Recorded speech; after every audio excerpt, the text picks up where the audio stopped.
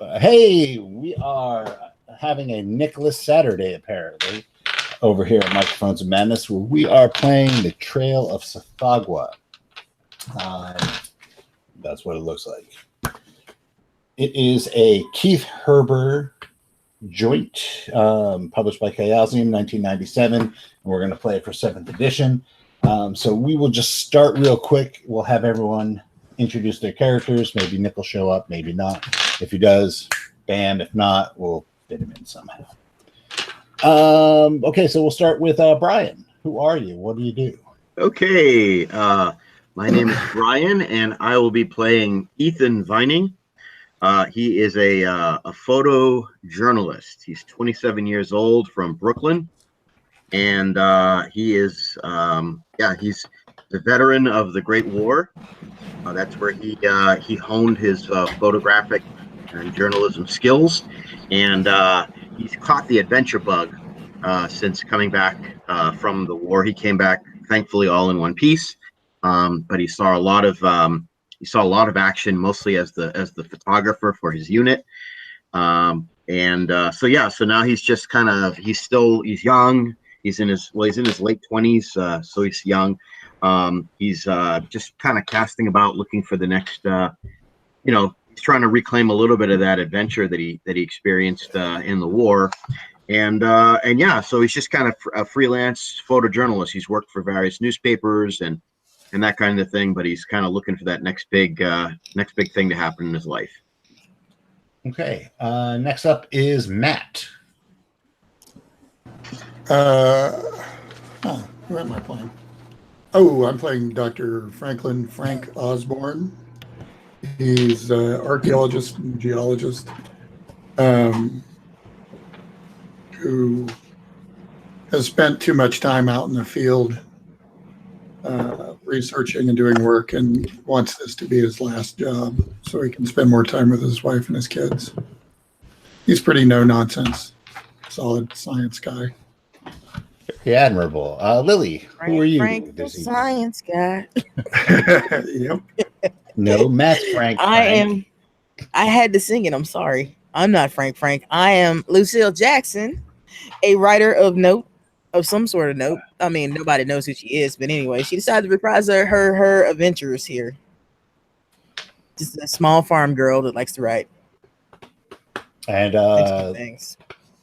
Hopefully not last, and certainly not least, Wes. Yes. Tonight I'll be playing Dr. Donald Blythe. He's from Virginia. Ooh. Man of mahogany complexion and a peculiar bedside manner. Not exactly engaged with people a lot. Yeah. Prefers that nice mountain air. Also famous for having a mountain climb named after him. Named after the fact that he was trying to recover a pipe he left on a lower ledge and had to climb down to get it. And apparently when they took a look at it, that thing's dang impossible. So they named it Blythe's Briar, much to his eternal pain. Well, he's going to need that. Yep. All right, so a little bit of background for this scenario. A startling discovery has been made. Inuit hunting walrus on the east coast of Greenland have sighted a huge block of dark stone protruding from a glacier. The stone is thought to have been exposed during this year's spring thaw. The report is somewhat sketchy, but apparently the massive slab of stone is carved with a giant bas relief representing what could be a god or hero surrounded by odd hieroglyphics. The stone protrudes from the end of the glacier over a fjord. Miskatonic University, of course, which has a research vessel off the eastern seaboard, has announced plans to outfit an expedition to the area. The scientific team will be headed by Professor Curtis Matheson, the archaeologist. Miskatonic University has already received permission from the Danish government to explore and conduct research in the area. You are volunteers on this expedition. You've all joined for various reasons, and you could give those if you wish, or you can keep those to yourselves. You have about a week before the ship set sail to Greenland to get your affairs in order and do what you want to do. Are basic expedition supplies going to be available? Yeah. Like, do we have to go out and buy winter coats and all that kind of stuff? No, all that stuff is going to be provided for you. Okay. Here's the other thing. You can provide your own firearms. And there's no booze on this boat. Greenland is also a dry country. So it is the 1920s. So you also have prohibition in America. So you have a week to do what you wish to do before your ship called the Darlena takes off. And with that, we will, through the magic of YouTube, there is a little something. If everybody wants to read this, I'll stick a copy in the chat and someone can read it as well. Oops. There we go.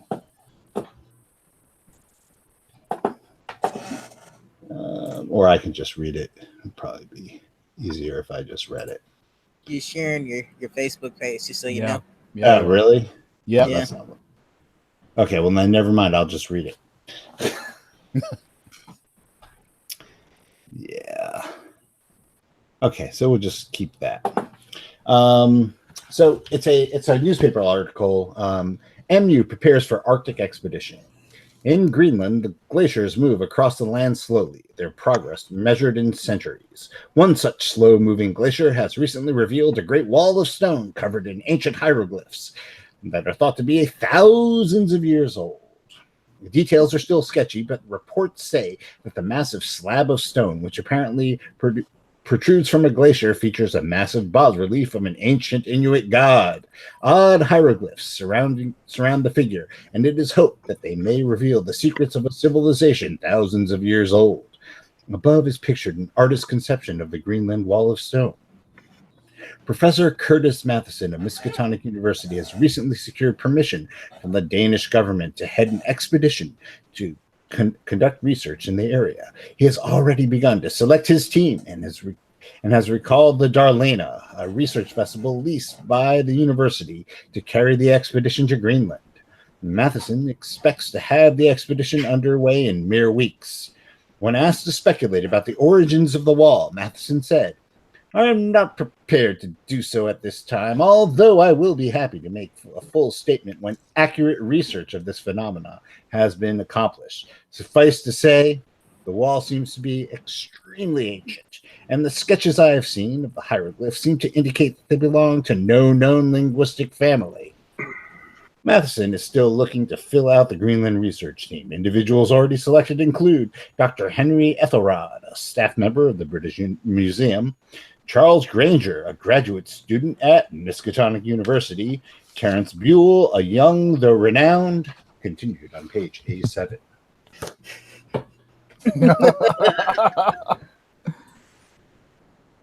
All right, so that is the article that attracted you all here in the first place. And hold on one second, because this could definitely go up. Maybe. Right, you gotta do it like this. Shit. Yeah. I never do screen shares or anything like that because I suck at it. But there we go.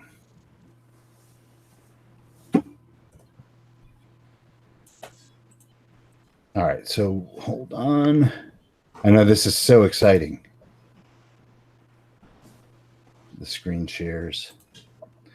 So this is the artist representation of what's going on. Whoa. Yeah, so just to get the scope of the thing. So yeah, it's more or less just the slab that's been pushed by the glacier out And finally, it's coming to the point where the glacier's about to drop off the cliff. And there you go. What, All right. what does Buell do exactly? Well, you have to go to page A7 or talk to him when you're on the ship. You have to make a library use roll. You can make a library use roll if you want. Hey, any excuse to make a roll. There you go. That's because we Flat roll. four. Woo! Okay, so yeah, so Buell is actually a renowned Canadian anthropologist who has worked extensively with Native Americans, including First Peoples tribes in Canada, as well as Inuit in Canada. He's known for his intuition, which has been spot on, and he's come up with some really big theories about their lifestyles and culture. Cool.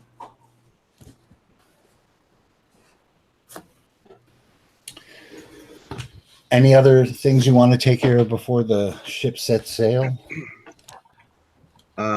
In addition to checking my photographic equipment and making sure that everything is in fine working order, I'm actually going to make sure I'm going to take my my Luger that I picked up as a war trophy and take that to a gunsmith and make sure that's in fine working order.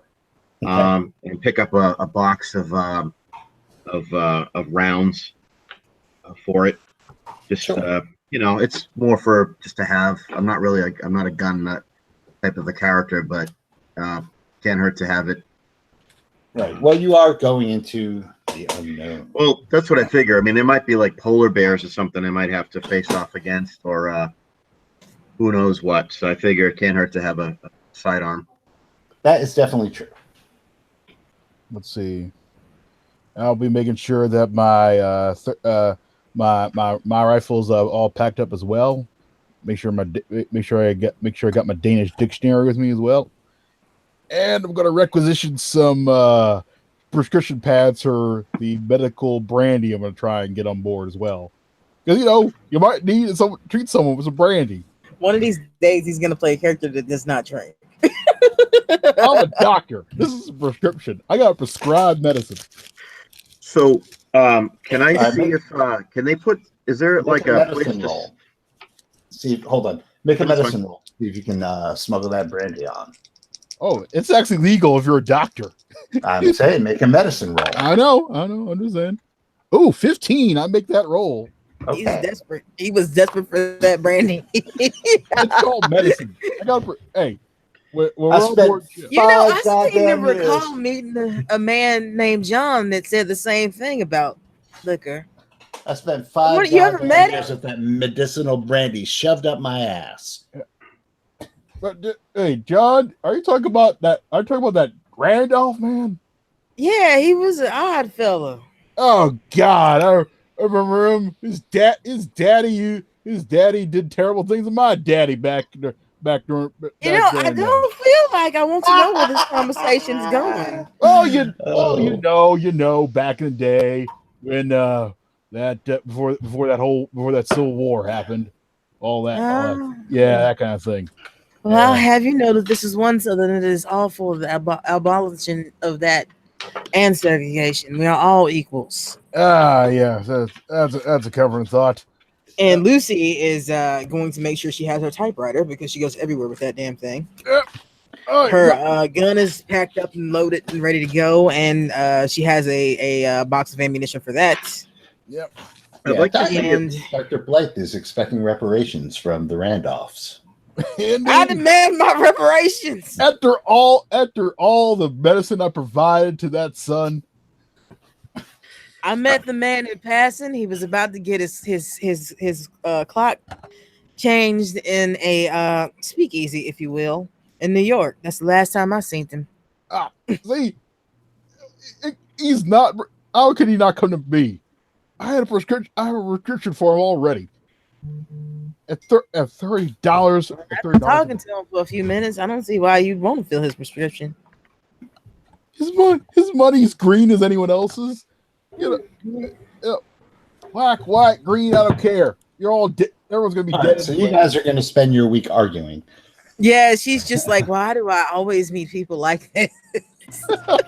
Brian, what were you going to say? I'm sorry. That's okay. I was going to see if I could set up a small dark room aboard the SS Darlena so that I, and stockpile some developing equipment. Who are you speaking to about that? I guess I'll talk with either Dr. Matheson or the captain of the Darlena, whatever would be most appropriate. Okay. You actually have a chance to speak with both of them. The captain's name is Klaus Vorheim, and you find them supervising the loading of equipment onto the ship. Okay. And so take it away. Okay. Gentlemen, they already know that I'm on the expedition, so I'm not trying to sell myself onto the expedition. Okay. No. Your papers are already taken. Okay. All right. Gentlemen, I'm sorry to interrupt you at such a crucial moment. Ethan Vining, photojournalist for the trip. I was hoping I might be able to arrange for a very small space where I could stockpile some photography supplies and maybe set up a small dark room. I know space is at a premium on an expedition like this, but I was just hoping to put my request in. Well, we don't have a lot of space on this expedition, like you said. Most of it's being devoted to equipment that's going to either keep us alive or keep us in research. We might be able to get you a very small space, but honestly, I don't know if we can provide an area that would be sufficiently dark. That's fine. I'm used to working in difficult circumstances, so if I have to set up a small corner of wherever I'll be bunking, that's fine too. I just wanted to put in the request, but I totally understand the needs that you must be facing right now. Yeah. The bunking, that's no good. You see, we only have certain. This isn't an expedition vehicle.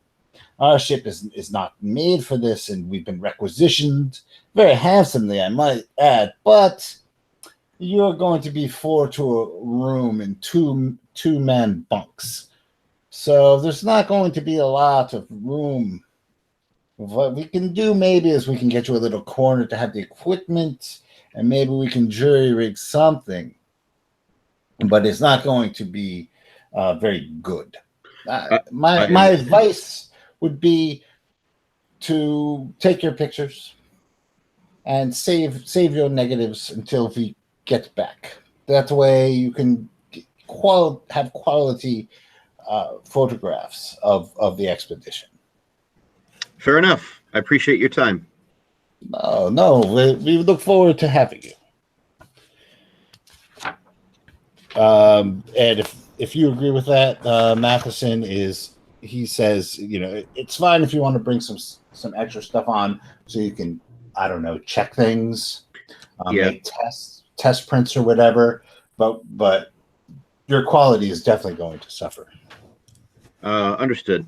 My character's thinking back. I mean, he's photographed in the field for the war, so I mean, I imagine he's used to taking care of this kind of thing under trying circumstances. So, right. So he's not going to hard sell this. He's just going to, put in his request respectfully and then back off. He doesn't want to make a nuisance of himself. Well, what we might be able to do is if you bring some equipment along, maybe not on the ship because there's just not going to be anything, but maybe, maybe we could set something up in the field. But don't bring a complete dark room, but bring enough stuff that you could get by. Very good. Very good. Will do. Yep. Thank you both. It's your responsibility for your own equipment. Understood. 100%. Okay. Thank you, gentlemen. I'm just going to make sure my science and geology stuff is stowed, and also all my broom or sweepers and hammers and things that I need for archaeology too. Yeah, there's all my science and gear. Yeah, I mean, if you have your own personalized sciencing gear, that's fine. But there will be no shortage of sciencing gear on this expedition, much to the photographer's chagrin. Cool. There are many hammers like this one, but this one is specifically his. Yeah. Mine. I need Yeah. the tiniest moles you need. So we get This archaeology brush has been handed down for generations in my family. I must have it. It was made by the dwarves of Niflheim. one I brush missed you, Matt. to sweep them all. Okay, so you spend a week getting everything together, saying your last goodbyes. Matt, perhaps you spend some time with your family. Yeah, I profusely apologize and say this is it. This is the last time. I promise. You Okay, said so- that last time. I know. Well, if this is truly the last one, then Frederick, I love you. Kids are everything. Papa, find me something in the sands. I'll bring you Bring me back, advice. bring me back something from Greenland, Daddy. Yep. You got it, champ. Right, I don't owe you $10, right? Yeah, you don't come back. I owe you, right?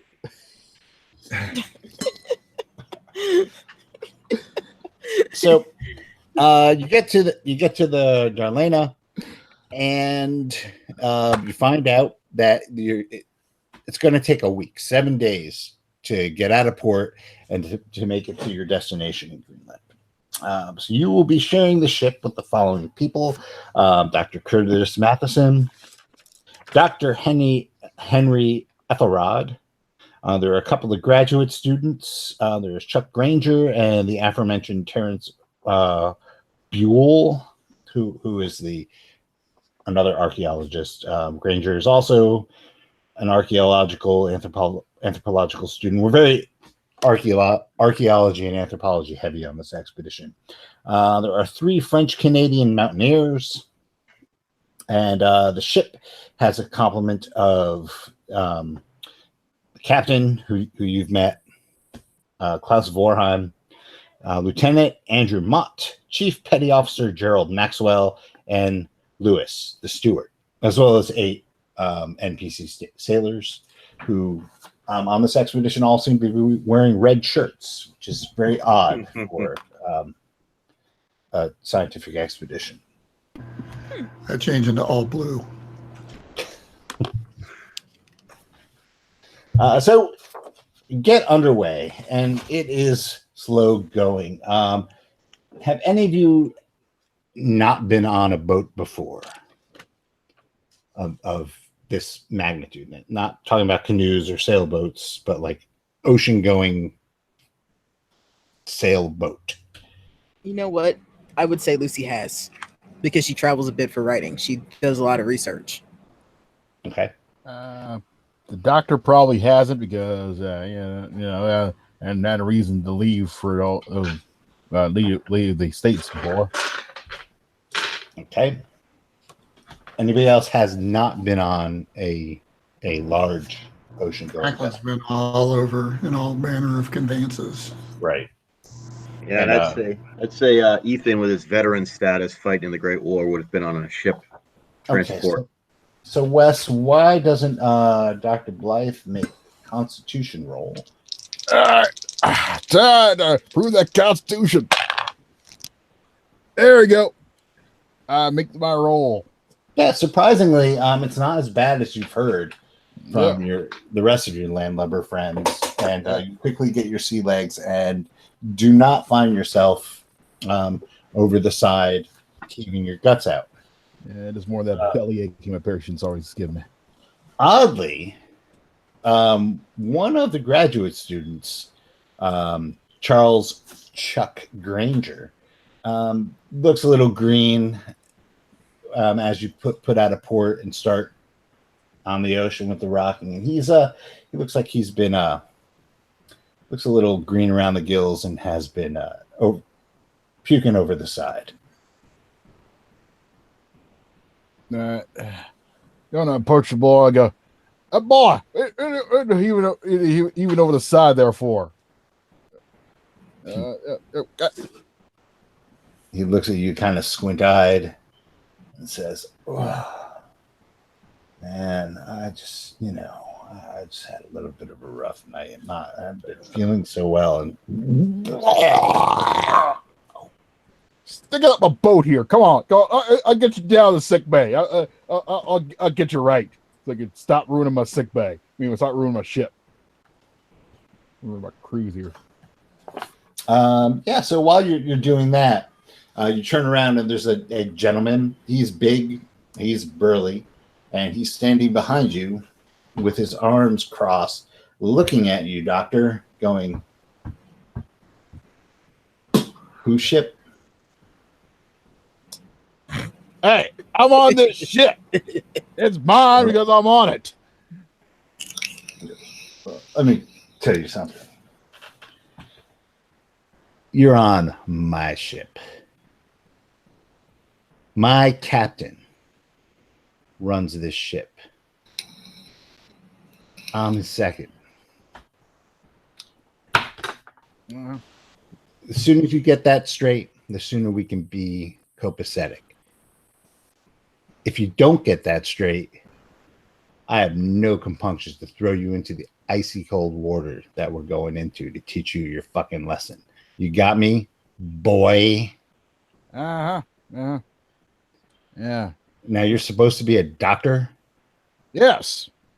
Go and doctor this kid. Get the fuck out of my sight. See, this is why we need a good plague nowadays. Fix things up. I'll get you right, boy. Don't worry. He seems nice. Yeah, people are all terrible.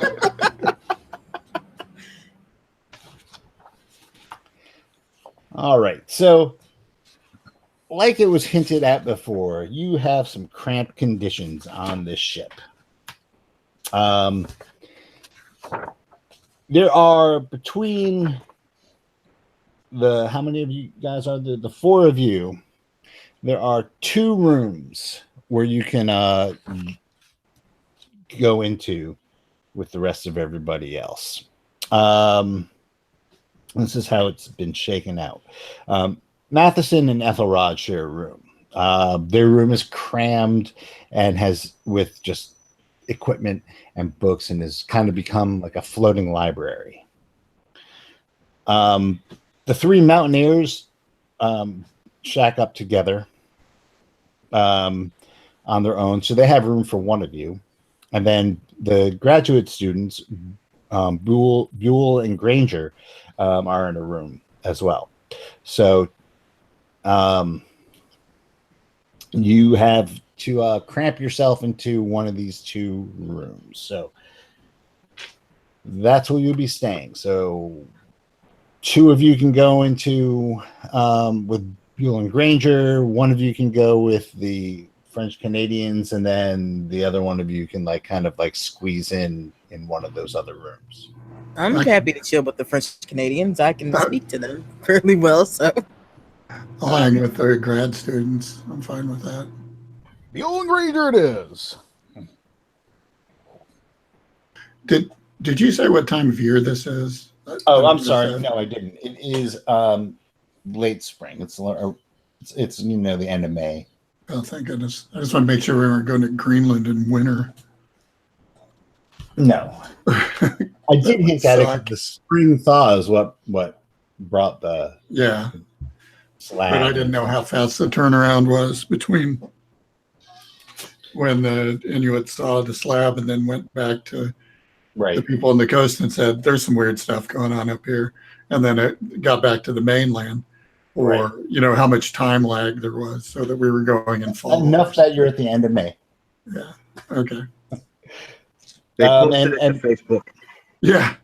Went out on Twitter. Yeah. So, Brian, where are you going to stay? You can go either, whichever one you decide to go in is going to be the cramp room. Well, then I will go wherever that is. Because no, I'm saying each of the rooms that you guys can stay in, are occupado, but obviously you have to go somewhere, so they're going to shove you in one of the 2. So what I heard that the French Canadians are spoken for and the graduate students are spoken for. So who's in the other rooms? Yeah, so that would be ship's personnel. Yeah. And and then the leaders of the expedition are in the other room. So obviously the leaders of the expedition get their own place. I can't bunk with them, right? You can't even, because they have their library with them. Okay. So it pretty much just comes down to like which of the ship's personnel am I going to bunk with? You can ask the captain if you can throw down with the sailors. Yeah, I'll just go wherever they pretty much. Or you can like try and get in with. I mean, it's cramped as it is, but you can try and get in with either the French Canadians or the graduate students. Right. Well, I know Lucille is going with the French Canadians, and I heard, was it Dr. Blythe? Dr. Both Blythe and Osborne. What's your right last name, Matt? Oh, Osborne. Yeah, you're right. Yeah. So doctors Blythe and Osborne. Blythe and Osborne are hanging out with the grad students. So you know what? I'm going to go see if the cook has room in the cook's room, because okay. I figure get in good with like the cook. Okay. Probably so it's actually a bad idea. There's a steward. Steward. Okay. And his name is Louis. Louis the steward. If he's looking for a bunk mate, I'll hang out with Louis the steward. But I don't want to go where I'm not wanted.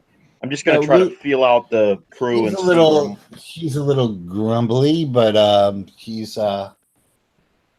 fine with just he's a nice guy. All right, I'll hang out with.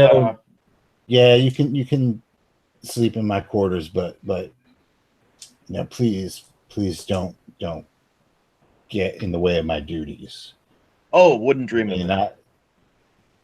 We're a working ship, and I've got a lot of stuff to do. I bet. No, I appreciate your letting me have a space here, Louis. Okay. So yeah, so just so you know, Louis is of mixed race. Hey, it's Nick who fell asleep, right? Yeah. Nick, quick introduce your character. You're on the ship. My character's name is Charles Wigglesworth. He is a Boston Brahmin. So as being such, he is an antiquarian, comes from a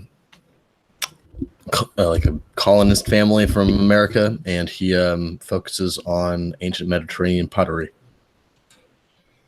Okay. You are actually going to be thrown in the room with Louis the steward as well. Okay.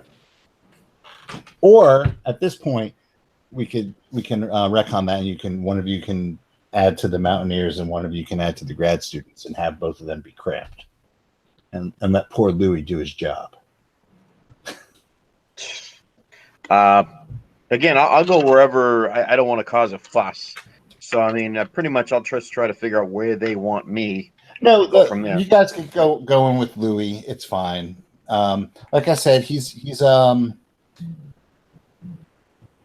half black, half white. He's mixed from New Orleans. Mm-hmm. He's a nice guy, but he is he's a little haggard just because it's his job. Because the cooking and the serving and the cleaning, he does a lot of the shit work around the kitchen. And everything. If he's looking for some stress relief, Lucy is too. I can prescribe him all kinds of stress relief. Okay, so now you guys are in your bunks with your people.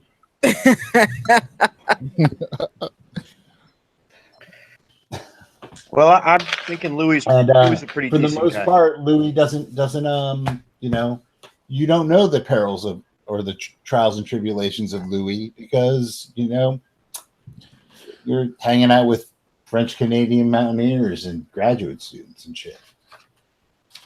And frankly, Louis doesn't have time to fraternize with anybody. He's run ragged. So You guys settle into the routine of staying out of the sailor's way. But you have a week, and every day you have a chance to get to know your fellow expedition mates, if you so choose. So now's the time to ask questions of Matheson or Ethelrod.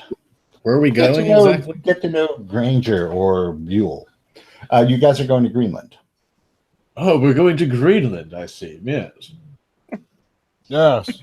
It's surprisingly not green. I'm going to just try to be everywhere and nowhere as a photojournalist. I don't want to get in the way, but I want to be present if I can take photographs. I don't want to waste all my film, but I just want to, take a couple of well-chosen photographs of the ship, the men on the ship, the expedition members, that kind of thing. But do so in a way that's not a nuisance. Right. Well, you got to remember and Wes will back me up, the technology of the time kind of makes being a nuisance a necessity. It's not like today where you can point and click and you have a picture. Shots have to be set up and yeah. The film's a little slow. It's actually in low light. At some light, it's getting better, but it's a little slow. Yeah, so you're going to have to set up shots, and you will have opportunities because they do want this physical documentation of the expedition. Right. So, shots of the crew posing in action poses on the ship, that kind of thing. Probably more like class pictures, but yeah. Right. Yeah, my character would know a lot more about this than I actually would. Being a but you definitely can go around and do that. You're just going to be a lot more intrusive than you think you want it to be. Right. But that would be part of how it works. So gotcha. People would understand that as well. Okay. Gotcha. Gather everyone on the deck for the group shot. Yeah. Right. Exactly. Right. Yeah. Right. Exactly. And it is spring, but you are traveling up towards past the Arctic Circle, so it is going to be chilly. So what are the rest of you guys doing? Let's see. I'm going to be getting acquainted with my fellow expedition mates. Okay. Maybe the ones that are more intellectually inclined. Well, so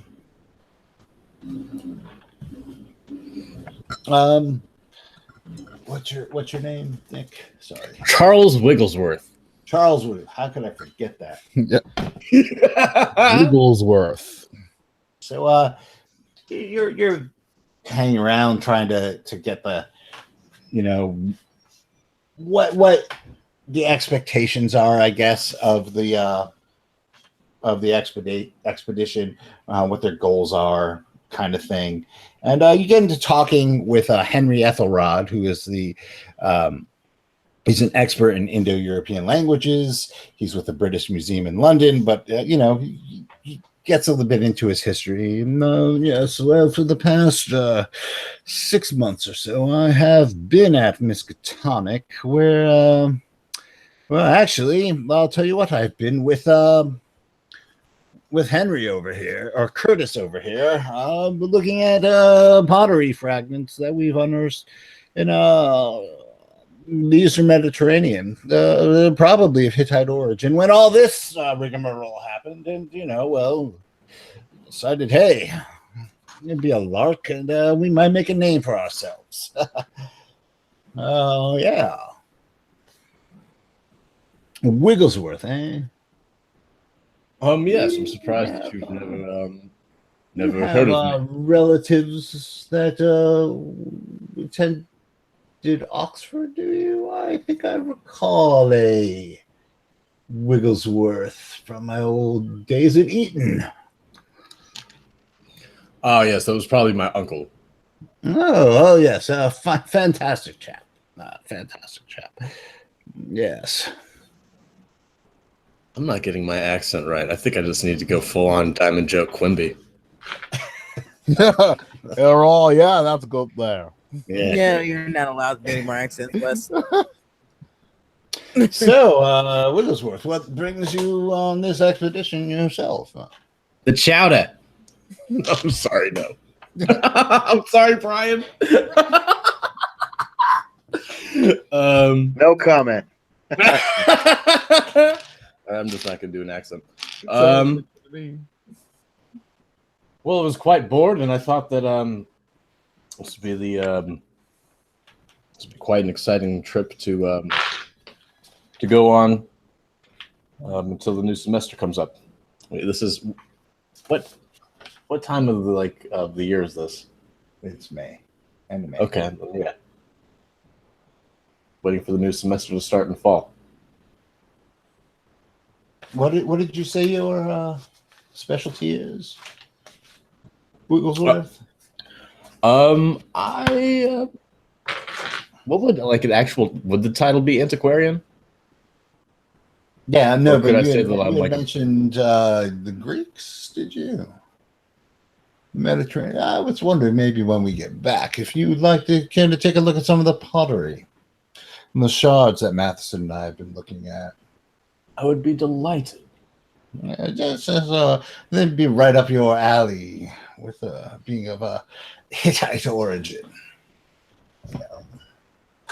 Yes, it would be just great. Nice to share the opinions and the minds of someone who knows the finer things in life, someone who's cultured, not like some of the riffraff we get in the Miskatonic area. You seem like a man of fine culture. Yes, yes. I lean back in my chair with my cigar and I say, "Well, that is quite the compliment, sir." Yes. Yes. Yeah, it's too bad that this is an American expedition. And it'd be nice to enjoy a spot of brandy with a fellow blue blood, but well, that's for afterwards, possibly. I'm kind of shocked at the rather insult to the American people, but I do not mention this. I'm classy. Instead, he will stew on it and be passive aggressive for the rest of the trip. Ah, yes. Is anybody Like else true nobility. hanging out with the crew or the yeah? Anybody else doing anything on the expedition? Well, actually, we had Wes who's taking Charles Granger down below to tend to his seasickness. Ah, yes. All right now. All right, yeah. You sit there. No. Now sit there and here. Take this. Take this. What are you giving him? What is this? Let me, some type of concoction that might settle the stomach. I don't know enough. I don't know. I really don't know enough medicine to say. Okay, but does it involve your medicinal brandy? Sure, why not? Let's go with medicinal brandy. That'll cure him. Yeah, there we go. Medicinal brandy. I mean, you made a big deal about saying you were bringing it. Just I did. You were going to use that. I mean, that medicinal brandy was meant for him, though. I'm just saying that, if there's medicinal brandy on the desk in Act 1, yep, that medicinal brandy better be used in Act 3. Yep. Oh yeah, good point. We'll give him the good stuff. Give him medicinal brandy. You give him the medicinal brandy, and you can see the change come over him as soon as the liquid hits the back of his throat. His color returns, maybe even a little bit too much. He no longer seems to be like queasy. The clamminess of his skin all of a sudden looks is less. There's a definite physical change that happens. And he might take a little bit more of your medicinal brandy than you had intended to give him. Yeah. Take a few, takes a tube, pulls a few puffs in his face, goes, all right, now remember, this is for medicinal purposes. So only come at me when the sickness really comes on. Remember that. Oh, thanks, Doc. Thanks. Yeah. I thought I was going to be tight on this trip, but I'm glad you're here. I knew someone would take care of the Lord always provides. Yeah. And he goes back up, and you're a good man. You're a good man. Sure. Why not? All right. Lucy. Lucy's just about. She's just observing people, really. Okay. Yeah, so you're hanging with your roommates, the Mountaineers. They introduce themselves as Philippe Levoix, who is the leader. All these guys are husky men who look like they stepped out of a lumberjack ad. They've all got beards. They're guys who climb mountains, so they look like it. Philippe Louvois is the only one who actually speaks English. They speak French, though, correct? Oh yes, yep. Yeah, she speaks French too. He's also the oldest of the three. There's also Michel Poncelet, who you can give me a no roll.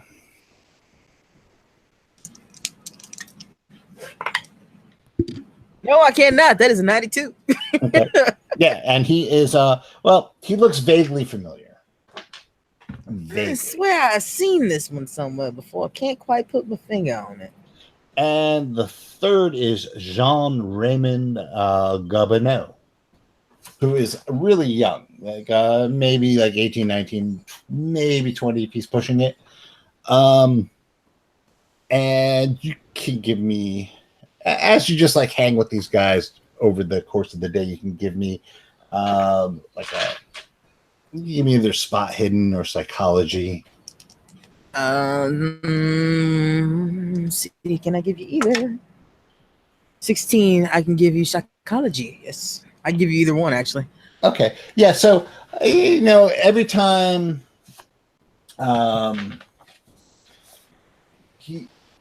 you see every time that he sees Dr. Blythe, he kind of like gives him a hard stare. Which one? That would be the young one, Jean Raymond Gobineau.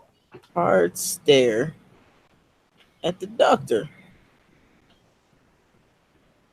Maybe mutter something under his breath that you can't quite get. I'm sorry, what was that? I missed it. In Tsathoggua.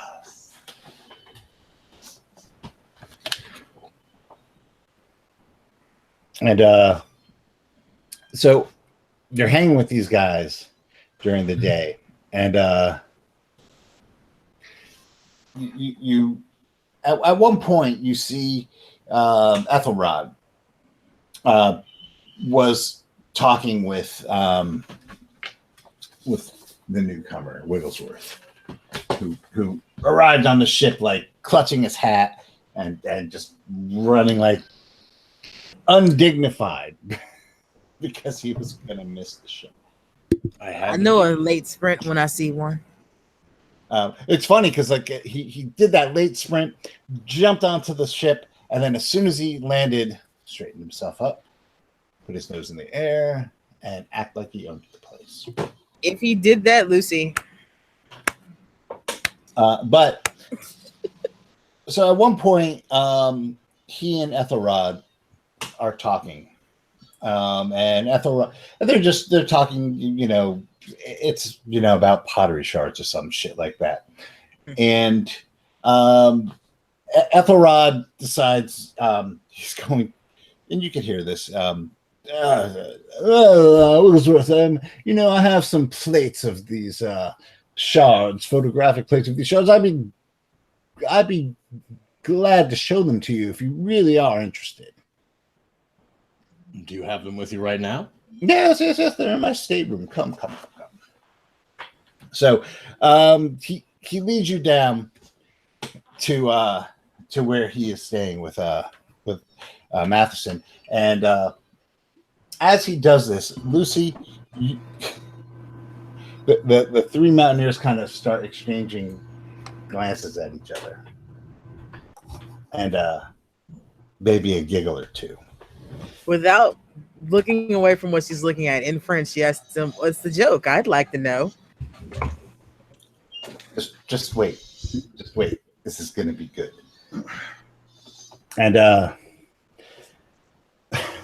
so Lucy, maybe like a minute, maybe 2 minutes pass, and then you hear like a shriek, almost like a little girl's shriek, and then just a string of just some of the foulest language you've ever heard in the English language. Nick, what happens is you guys go down, and he's talking to you. He's really excited about these pottery shards, and he opens the door, and a bucket of fucking water just pours onto his head as he opens the door.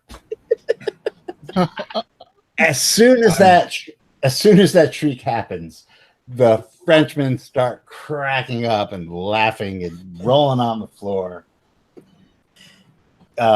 Ethelrod comes storming up and sees this and starts cursing at them. You fucking French! You fucking go back to your shit country! Get the fuck out of my face! My the end of the world. My word, such language! And he stalks off. And he is pissed. How appalling! Lucy watches this. My quarters. Takes good time as he's walking off to take out a cigarette and light it, and begins to crack up with the Frenchman. I don't think he'll be sending you any Christmas cards. Matt, what are you doing while all this is happening? I think he's away from his keyboard. Oh, he did ask fast. Ask fast. Beck murdered him.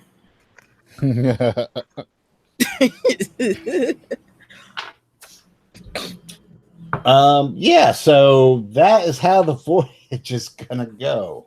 Yeah.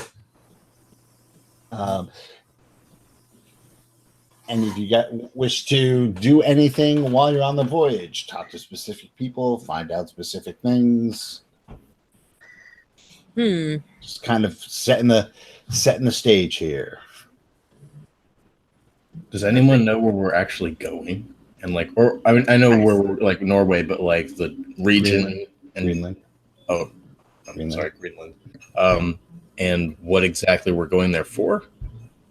Yeah, if you were here. I wasn't here. Yeah, that's why I'm asking. As this is like, actually, everybody but you knows why we're going right now. Why doesn't someone break it down for us? I volunteered the antisocial doctor because this will be amusing. Oh God! Hey, you're that Wigglesworth guy, aren't you? All right. So basically, Nick. So what happened was, I was done with role playing that. Yeah, but you should know anyway. The Inuit found like this huge cyclopean block in the ice, about to fall into a fjord. Oh, okay.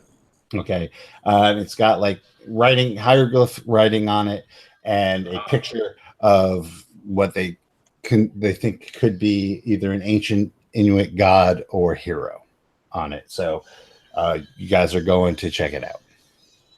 Excellent. I'm very excited. Yeah, so it is right in your wheelhouse, old boy. I will ask the Frenchmen about their thoughts on this journey. Just trying to gauge their what they think is of doing this. Honestly, No, we were in the right place at the right time. We had just finished climbing some mountains in the French Canadian Rockies, and we were on our way back to France when this happened. And a few phone calls later, we are on the expedition. It's what we do. I care whether or not this thing is an ancient monolith of blah blah blah? No. We want the excitement of the climb.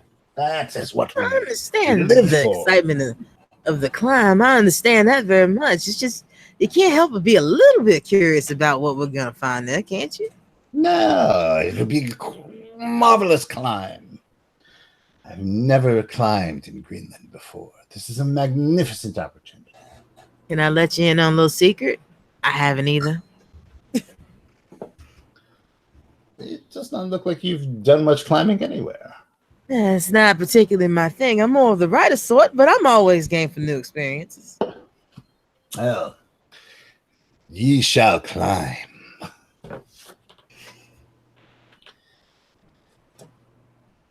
Which one of them was that talking to me?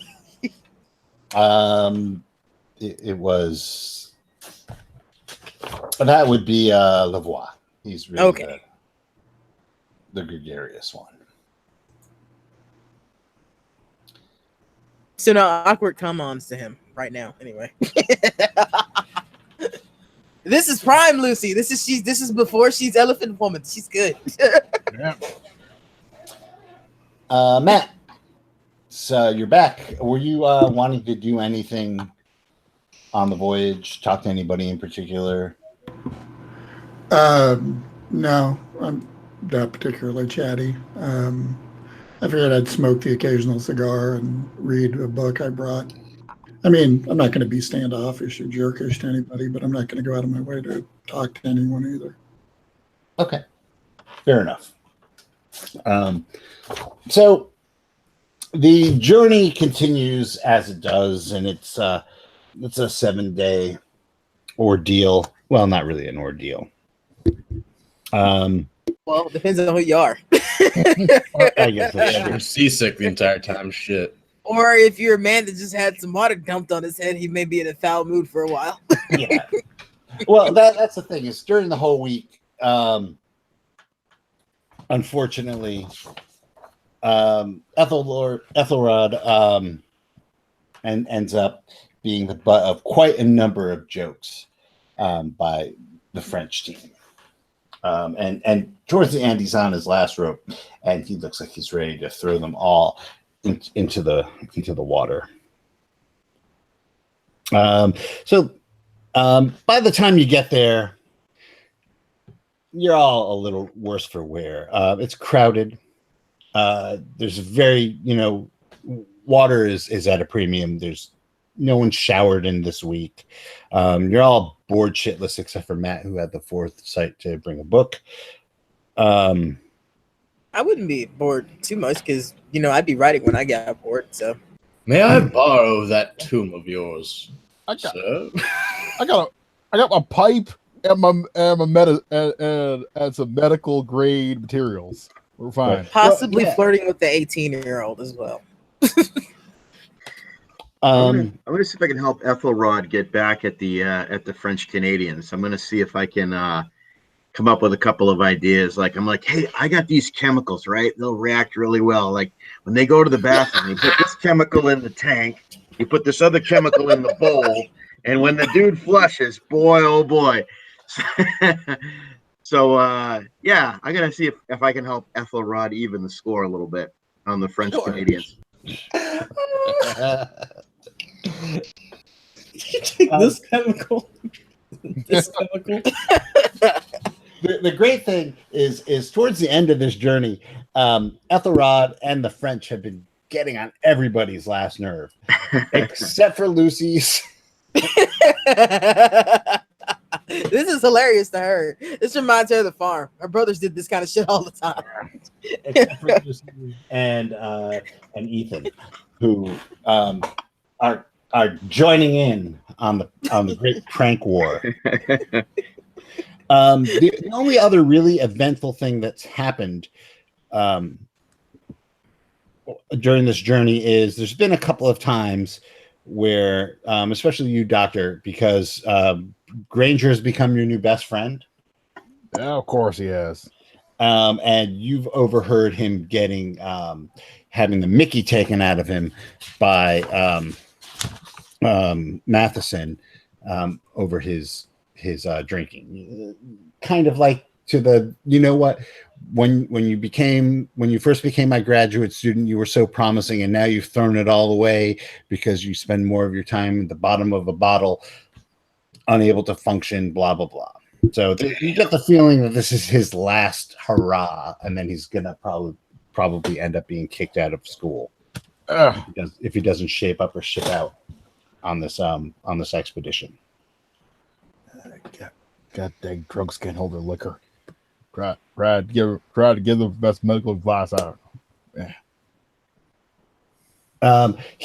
Lucy, you notice also that that Granger is, you know, especially when he's had a few in him, he's a great guy. He hangs out with the French a lot because they seem to have brought with them a stash of wine.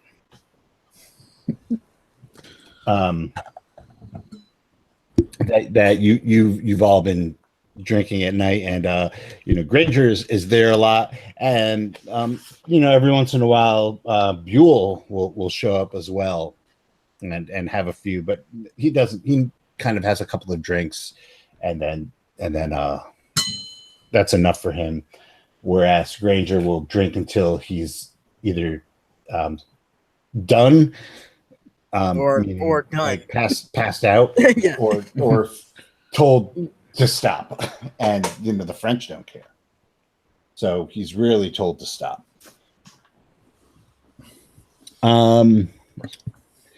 Yeah, so Ethan, you also get to know Louis a little bit, just because you're sharing a room with him. Yeah, he's a nice guy, and you've been around. You've been on ships before. You were in the military, and you know how generally stewards are treated, and it seems like Louis is treated a cut above the norm. Not necessarily as an equal, but he's definitely one of the crew, and people stand up for him. And you've also noticed that Gabineau, one of the youngest of the French climbers, has given him Louis a couple of dirty looks as well. Gabineau has? Yeah. All right. It's not something that is like hugely noticeable. It's just because you've known the guy, and you know, when he's around, you pay a little bit more attention than other people would because you guys are, you know, in proximity with each other. Right, so much. Right. All right, I'm just gonna keep an eye out, make sure that his whatever his problem is, it doesn't extend beyond you know, a dirty look. If he says anything, I'm gonna, you know, I'll stir the pot and get involved. But if it's just dirty looks and he's keeping his thoughts to himself, then okay. But if yeah, that's more or less what it. If he takes it to the next level, then you know, I'm gonna step in. I've had my fill of you know, being a war veteran. I've had my fill of people not getting along with each other, and you know, I'm not afraid to step up and take a stand. Right on.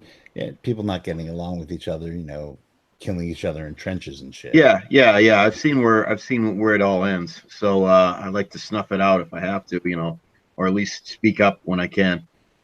So anyway, yeah. So the steward's my bunkmate too. I want to make sure he's, I want to make sure, like, I know he's got his stuff to do, and I don't want to get in his way. But I mean, if I can be helpful, if I can be a second set of hands to him on occasion, I'll do that. Whatever I can do to make his load a little lighter, and so we're literally all in the boat together. So just want to make sure all goes well. Right. Nick, you have gotten fairly tight with Ethelrod over the last 7 days, and you've had the opportunities to sit in with him and Matheson while they're planning the expedition. They view you maybe not as an equal, but they certainly view you with the respect, especially Ethelrod, and you can take this opportunity to kind of ask them what they think about the expedition, what their expectations are, and blah blah blah, if you wish. Oh yeah. Well, what exactly will we be doing once we get to Norway? Or I'm sorry, I keep saying Norway, Greenland. Well, I just saw like the disappointment just run through on your face. Ethelrod's Americans, even the best of them. Well, we have to establish this. We'll probably end up. We have to look at what the conditions are going to be. Obviously, the most important thing is to try and date the structure. Probably the best way to do that is to try and figure out what exactly the hieroglyphs mean. I think that's our most important thing, is to try and see what it is. We can get pictures of the thing, but we're going to have to just translate an unknown language. It's going to be difficult. According to the initial reports, this language is completely unknown.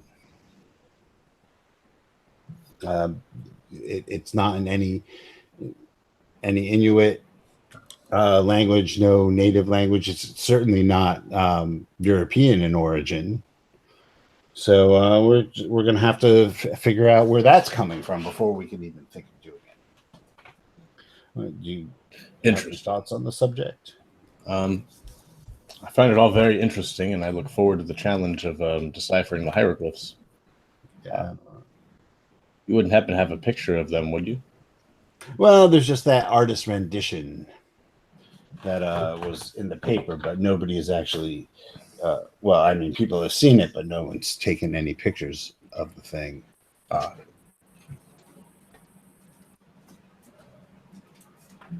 Just for you, Nick. That's what it looks like. Because you missed that. It's a cone head. Cool. So, yeah. Well, all right. Fantastic. Well, I think with you on board, as well as Dr. Osborne, I think we can, and myself, of course, and Ethelrod here, I think we have a shot at really making a name for ourselves, discovering something new. That's what we all got in this for, right? Oh, yes. That's why I'm here. And if it does, turn out to be, some proto-Inuit culture, we have Buell here, who's an expert. Some of the things that he's discovered have been completely groundbreaking in our understanding of the Inuit people. So I think we definitely have things well underway in terms of cracking it, but it's a question of methodology. How are we going to do it? And once we figure that out, yes, it should be great. Well, hopefully my skills with ancient Egyptian hieroglyphics will be of service, and I look forward to cracking the code, so to speak. Yes. Oh, yes. Excellent. So on the 7th day, you reach the mouth of the fjord. The captain decides that he's going to need at least 4 hours of good daylight to navigate this thing and get to where the treasure is. So we're gonna have to bunk for the night, and in the morning, hopefully the weather will hold, and we'll be able to get up the fjord. So it's a very tension-filled evening as you all make your preparations, because tomorrow will be the big day. Even the French seem to have toned down their antics, and everyone just has like a little bit of there's a feeling of excitement in the air, a feeling of tension, that fear of the unknown, because you don't know what this is. Just have like some guy's sketch.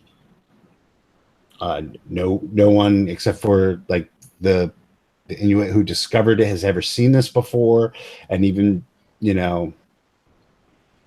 the thing is countless years old. So it's that kind of tension between excitement and anticipation that you all feel. It does take about 3 hours once you wake up and get everything together to negotiate this twisting fjord back to the head where the huge rock is located. As you make your way through, though, the fjord is huge. It's at certain points it's a mile wide, but you kind of feel hemmed in just because to both sides of you are just sheer cliffs of ice. Huge icebergs float by you. It's definitely a different world than the one you're used to being in. As the Darlena rounds the last bend in the waterway, the object of your search suddenly comes into view, about 200 yards from the bow of the ship. Nothing that you've read or seen prepares you for this sight. It is a huge, dark gray slab of massive dimensions and alien conception. It is at least 300 feet long and over 200 feet high. The initial estimates don't do it justice at all. There is indeed that human figure wearing a short curved sword and bending over a slain animal. It is in the center of the massive wall, but it's upside down. The whole thing appears to be that it was rolled and turned over as the glacier just pushed it toward the coast. It even leans out a few degrees past the vertical, but even upside down, you guys can tell that that the figure is a little unusual. Anyone who has anthropology, not base, but actually has a skill, can give me a roll. Have a skill of what? Anthropology. So if you have the skill, give me a roll. If you have base, don't. 16. Excuse me, 16. Yeah, so if you make the roll, you see that the clothing that the figure is wearing is completely unknown to any culture, past or present, that you're familiar with.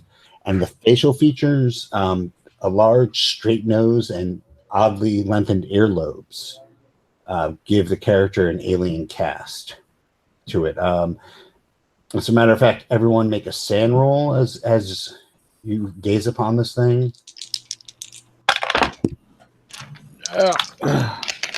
I'm good. My diagnosis: I mean, lost sanity. I'm rolling like a god. Too. I get sanity back from looking at that. You sucked up sanity from the wall. Actually, you can have the point that Wes lost.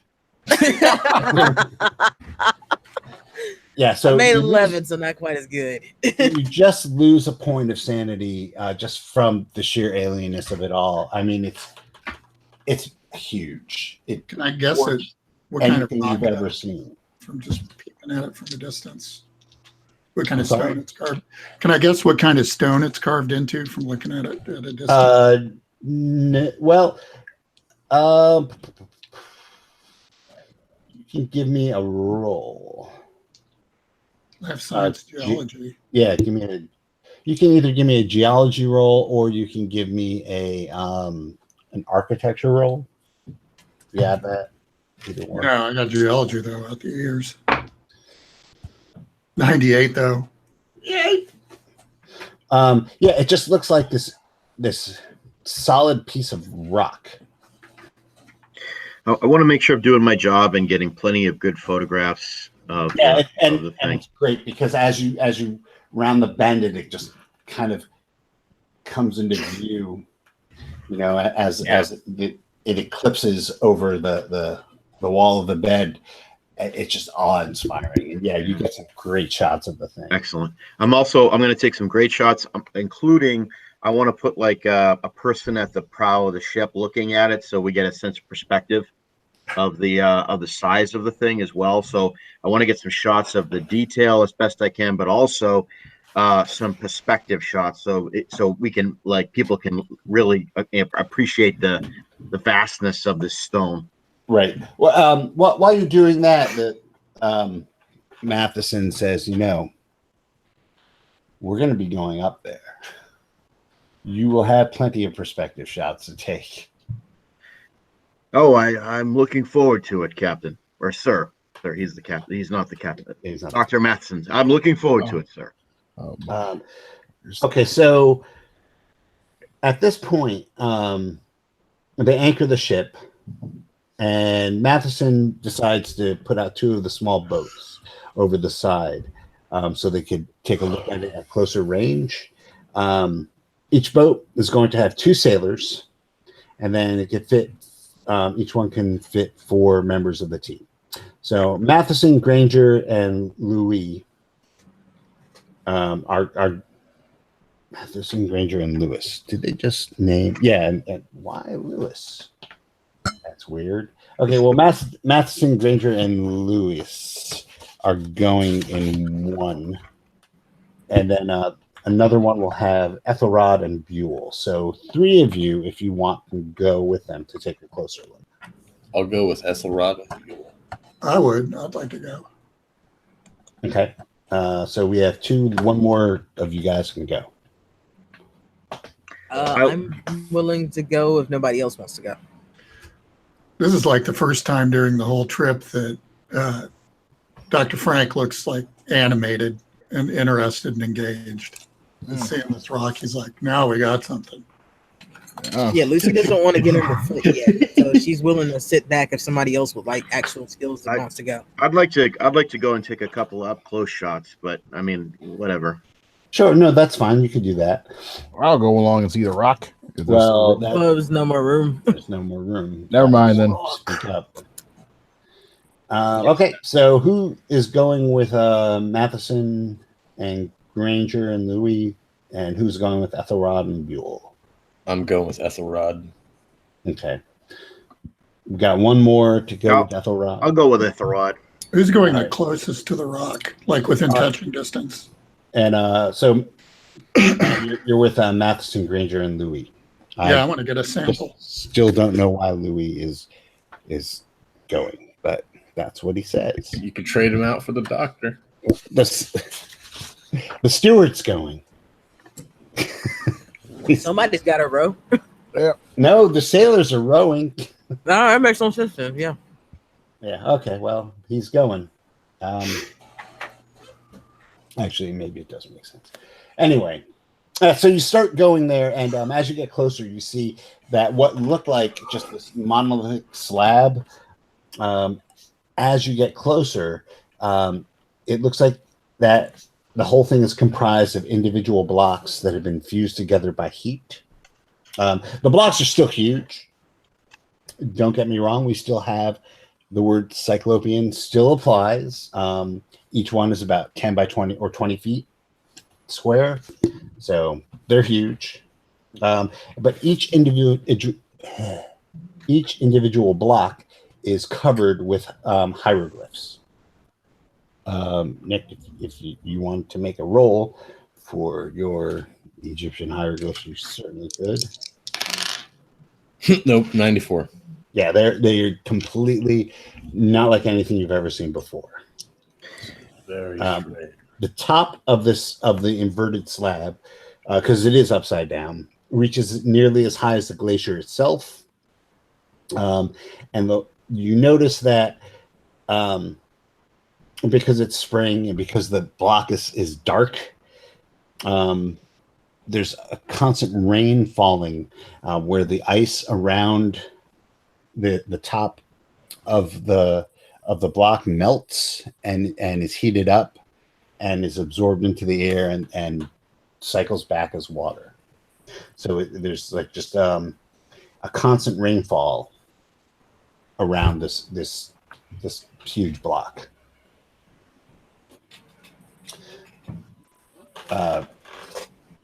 Ethan, you could take some pictures, and yeah, it's huge. You can take pictures of the boat next to it. Yeah, I'm gonna be taking all these pictures, and I'm gonna wonder aloud. I see how all these things are fused together, all these panels or blocks. I'm just gonna wonder aloud. Do whoever did this, would they have had I mean, obviously they had the technology to fuse these blocks because we're looking at it, but I mean, is anybody aware of this technology being in use? Is this like a new thing or what? I'm not. Can I chip off some samples on it? Yeah, you can certainly try to do that. I've never heard of stone being welded together. Yeah, I mean the heat needed to put these things together. So Matt, make me a roll, but do it at hard, just because you are not in the most ideal conditions to do that. You're in a ship's boat. Okay. I mean, there's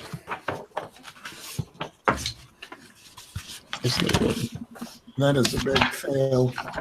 Yeah, it's hard to get the right angle on that, but it's still something that, well, it looks like there is a bit of land under there, like maybe a small icy beach.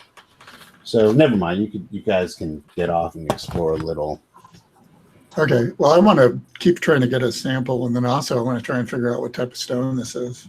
Okay. So like offhand, like I said before, it's not really something you've ever seen before. But maybe you could take it back and do some research on it and see. Can I get an idea of the age? Yeah, you can give me a geology roll. Really trying to lose sanity here. And just made it. Plenty of time. Yeah, it's old. It is. It's older than it should be. Without actually having scientific equipment with you that would date such a thing, such as carbon dating or whatever. You can't get a complete beat on it, but it's fucking old. Cool. Yeah, like older than plate tectonics says it should be. Well, that's weird. If you get my meaning. Yeah. So probably dates back to before Greenland was an island. maybe when it was Wow. warmer. Yeah, so after a short visit, y'all get back in the boats and you return to the ship. And Matheson and Ethelrod decide that they are going to hold a powwow with each other to see how best to deal with this thing.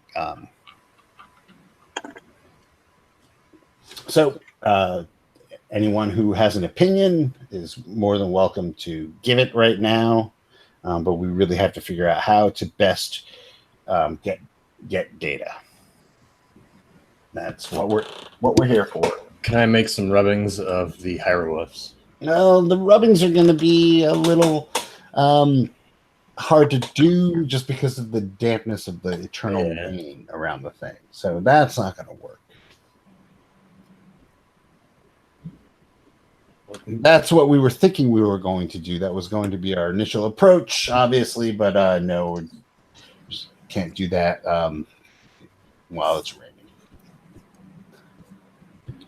Can we construct a canvas canopy over part of it? No, I'm kidding. Well, also just the sheer fact that the thing is so damn big. Can I at least sketch what the hieroglyphs look like and draw them out on like a notepad or something? Yes. Now that is a great idea. The unfortunate thing is, this is your situation. Each block has like, paragraphs of hieroglyphics on it. Too small to see from a distance. It's so old that it's faded and rubbed and flattened out, where you really need to be up close. But that's what we want. We want to get sketches of it. That's definitely what we have to do. But I think we need to figure out a way that we can get people on the face of the cliff to do that.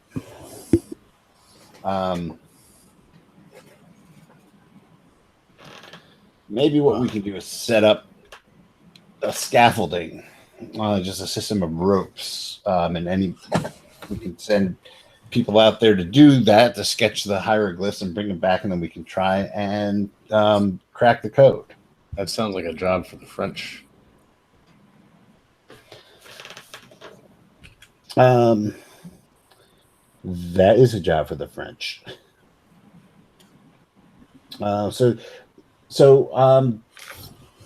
that's what they set out to do. So the French go out and start erecting like this rope scaffolding, zigzagging up the side of the thing. So with enough room that you can secure yourself in and make sketches of the individual blocks during the day. Steve, just a sense, are there Inuit villages within sight, or is this a very remote? No, there's not. Okay. Everything looks very just desolate. Okay. It's up, you can only imagine, because you cannot see above this thing, but it looks like it's a glacier. It looks like a plain of ice. Yeah. Or to build a village on top of a glacier. Yeah. And no other ships in the vicinity, just us? No, just you. Yep. It was all peaceful until the day the Fire Nation attacked.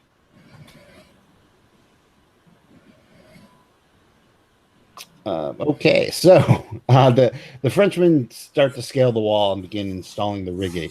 That will hold y'all in while you start doing the work that you came to do.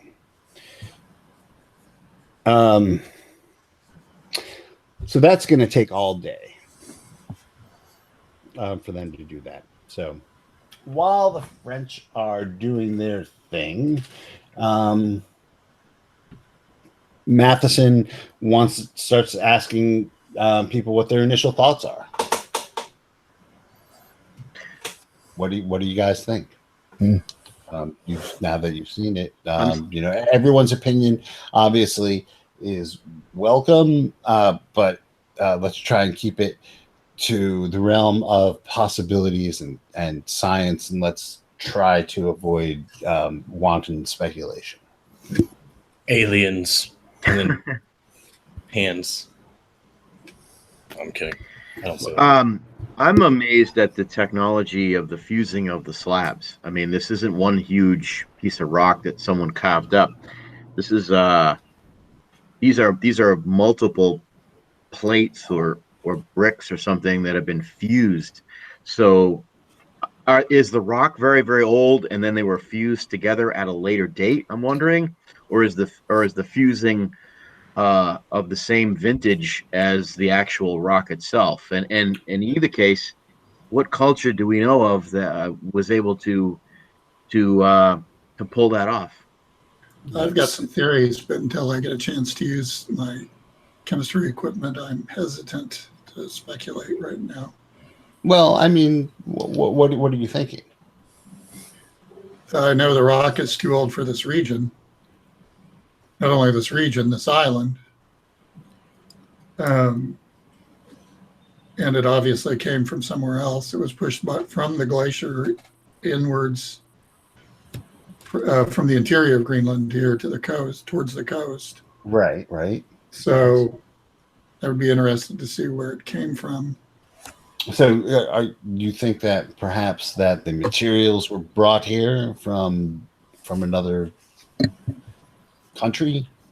Well, or it could have been built here when Greenland was part of a larger landmass, and then as the continents drifted and separated.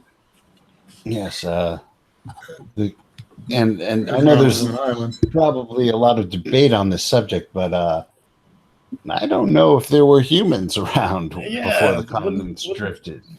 Wouldn't that suggest that there was a civil people before? You would think, but does that figure on the stone human? It doesn't look human to me. So Yeah. could be a part of a religion based around whatever that thing is. You know, that could be a drawing of an imaginary being, And or any a mythological creature, or a religious figure to whoever carved this. So. yeah, I was wondering if there are any other cultures that have carved likenesses like this image that we're seeing on the slab with the long nose and the elongated earlobes. Is there anybody, any other groups around the globe that have got similar iconography for people?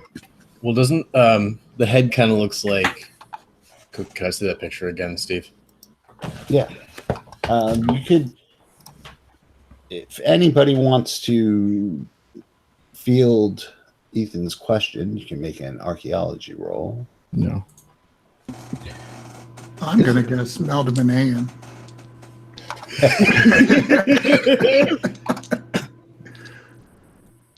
There we go.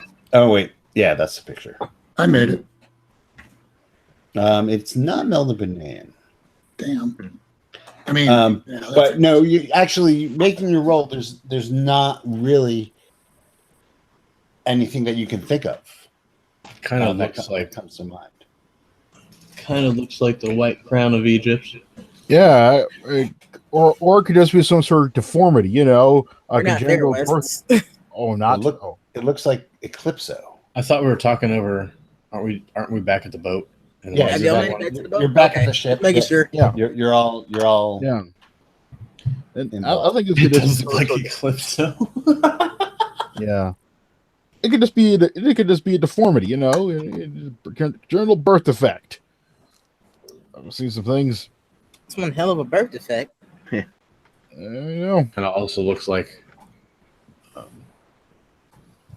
Kind of looks like Akhenaten. What is it? What does it look like? It's hunting something? Is that like a deer or something that it's got down beneath it that it's about to slice up? Is that what I'm seeing? Yeah. Well, you Right. said there's hieroglyphics, right? Well, maybe he's on to something with it being from that region. yeah. Those are Proto-Egyptian mumbo jumbo, maybe. Okay, so just as an aside, and Nick's character would know this, and as would anybody with anthropology or archaeology, hieroglyphic is just a general term for picture writing. It's not necessarily just Egyptian picture writing. So Mesoamerican cultures also, they consider that to be hieroglyphics. So just, I stick by what Lucy said because Lucy is not an expert in the area. I think there's other, yeah. But I didn't recognize it at all, right? none of you do. So I wouldn't think that it was even Proto-Egyptian. It does not look like anything Egyptian. If any of you care to make a archaeology roll, doesn't look like anything Mayan, Aztec, Olmec, any of that. None of the classic cultures that use picture writing. It does not look anything like that at all. It does look like a recognizable deer or hoofed animal, at least, right? Yes. Okay. It definitely looks like a guy who's about to carve up a deer. So like a hunter with no ass and a really strange head and exaggerated thigh muscles. Maybe the culture really worshipped the size. They like them people fit. Yeah, that can happen. And, oh, look at that! Yeah, the doctor just comes in the forceps a little too harshly one day, and bammo, that's how you get that. You talking about the head? Yes. Okay. Yeah. So whoever has anthropology can make anthropology rolls.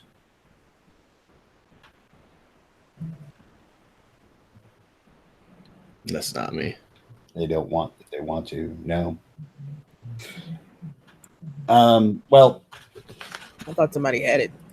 that a bunch of people have it. I had it. I blew my roll. Well, Ethelrod actually says, well, I believe there's a culture in South America, maybe, that after the children are born, they take a plank, 2x4, strap it to the kids' heads to elongate their heads. So it might be artificial in nature and not something that is indicative of any race or whatever. Possibly they elongate the head artificially as well as the earlobes. It's perfectly, I won't say normal, but within the realm of possibilities. Haven't they done that in a few different cultures? Yes, around the world? So, I correct him. Yes. Haven't they done that in a few different cultures around the world? Yes. There's definitely many cultures that deform children to meet a societal concept of beauty or even sacredness.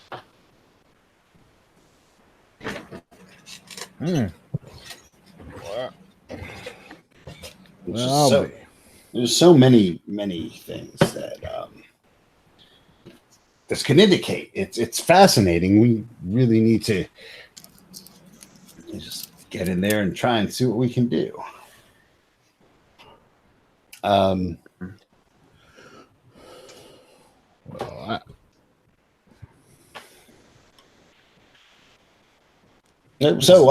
any other theories? Sorry. This is nighttime, right? Yeah, it's just while the scaffolding's going up.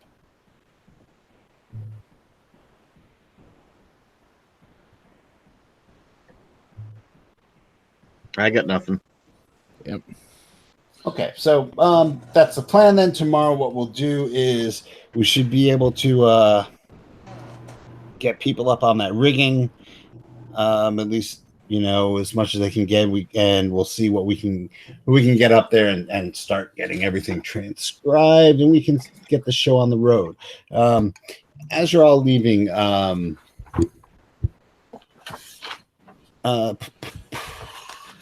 Matheson actually taps you on the shoulder, Dr. Osborne, and asks you to just hold on a second before you leave. or just stand back. I wanted to talk to you about something. So everybody goes about their business, and Matheson is left alone, or I'm sorry, Osborne's left alone with Matheson, and Ethelrod stays back behind too. And Matheson asks you, that your theory about continental drift in the age of that wall. Are you serious about that? Completely.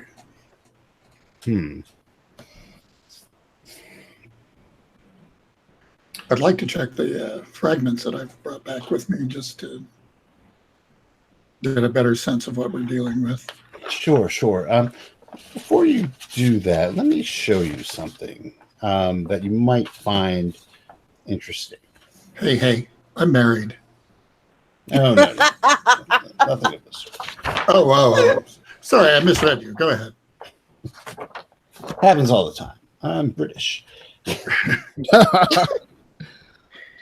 was hoping you could get a good rubbing. Oh my! Oh my! Indeed. Yes. Of the slab. So while Ethelrod is making his off-color jokes, Matheson actually takes out a book. It's old, and he says, "Now this is supposed to be an Atlantean document describing ancient civilizations, Atlantis, Hyperborea, Lemuria, Lomar, that kind of thing." It was actually translated by a former associate of Ethelrod's, and this is actually what brought us together in the first place. I don't know if you've ever read this before, but I'd like you to take a look at it and tell me what you think. Okay. How long would it take me to read? Well, on a scale of 1 to 100, what is your English?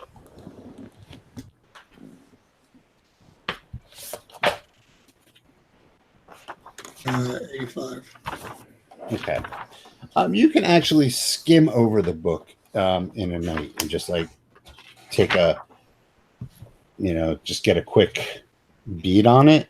Mm-hmm. If you'd like, you can do that with them present, and they would be able to help you out immensely. Okay, if he's up for it. Okay, that's fine. So this is actually a variation of the book of Ibon.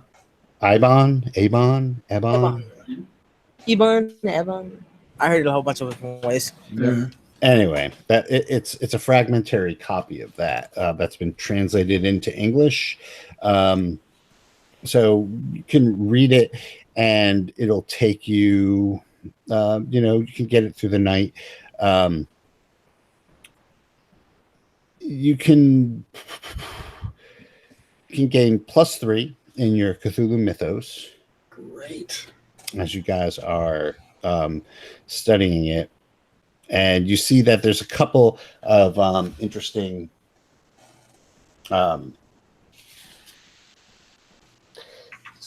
just passages in it that he points out to you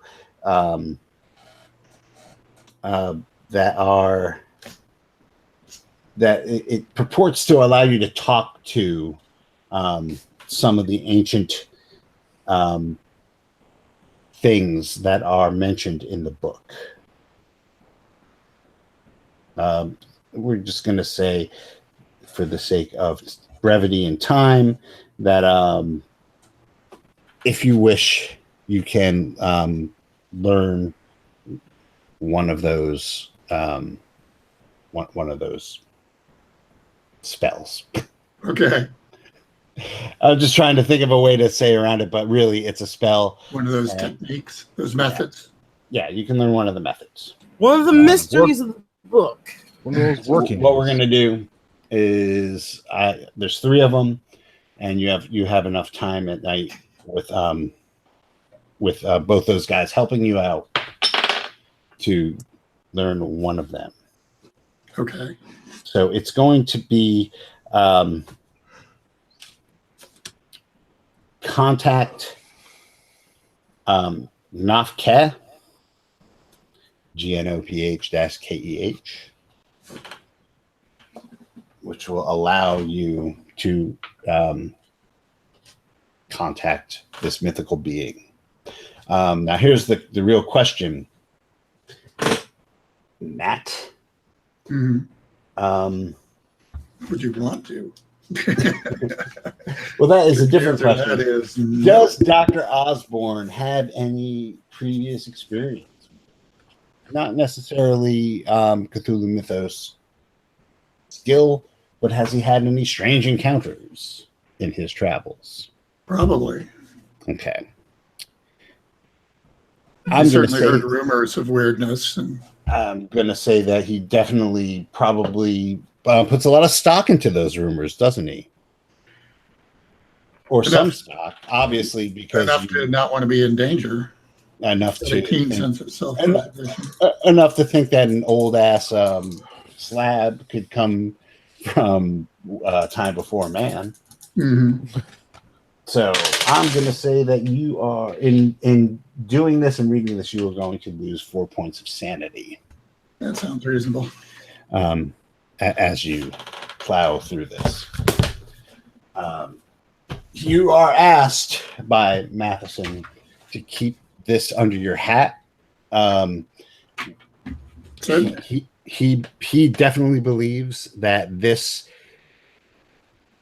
could definitely prove that there was civilizations that existed before humans were populated the earth, which would be great, but there's no prior evidence of this. And if we start to spout out these fantastical theories, well, I would suggest that while this book strains credulity, that giant stone actually serves as perhaps an indicator of the truth of what's written here. It's an indicator, but let's get some solid evidence before we come forth with something like that.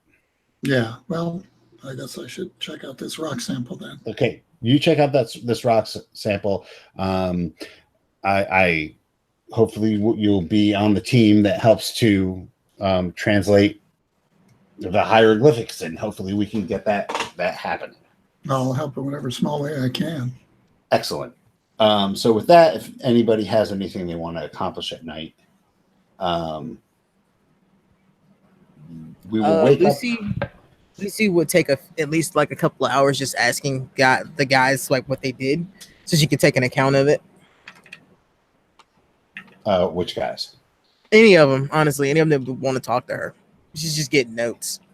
Okay, that's fine. I mean, well, we went up the north face with our ropes. Oh, she totally butter up the French dudes. She totally butter up the French dudes to make it more flour. It's like to get them to be more flour with the shit they're doing. And our crampons. It was tiring work. How shall we say? Question: do we know what type of rock that is that thing is carved out of? Make a geology roll. Well, all right. It's one of the geologists. And he goes, my main concern about is if I don't know what it is, I want to start checking people, make sure that they're not getting some sort of serious rock illness from mystery rock. Rock illness. From mystery rock. Too much fallout, man. Got the rock illness. So you want to start examining people? Yes. Okay. Okay. Who wants to be examined by Dr. Wes? Well, I'll tell you what. Is such a strong word. Do we get medicinal bourbon or whatever it is if we go in for an examination? Sure, maybe. Well, Granger's definitely first in line. Doc, I got this ache. Liver. It doesn't hurt enough. Take 2 shots and call me next week. Doctor, okay. I got these shakes. I don't know what's happening. All right, take some salt with your bourbon and call me in the morning.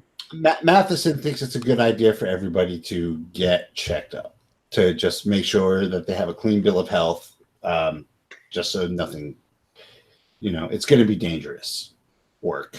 You can't lie about that. It's going to be dangerous work, and everyone should get a workup by the doctor, just to be certified that they can do this. So one by one, everyone goes in. Everyone is fine, but strangely enough, Terrence Buell does not report to you. Terrence Buell. Huh? Buell! The hotshot anthropologist from Canada. Dang Canadians. Buell, where are you? Yeah, you could couldn't make a spot hidden roll, or a tracking, or I will go with spot hidden because I actually have that. 05. I am pale. My spot hidden. Okay. Yeah, you find Buell. He's not hiding. He's just cleverly being where you are not. Yo, time to get examined. Yeah, Doc. Let me level with you. I don't do doctors. It's fine. I don't get sick or anything. It's just me. I don't do doctors. Yeah. Do your rocks tell you they don't do rocks? What? I don't understand you. Are you American? I thought you were American. I don't understand what you're saying.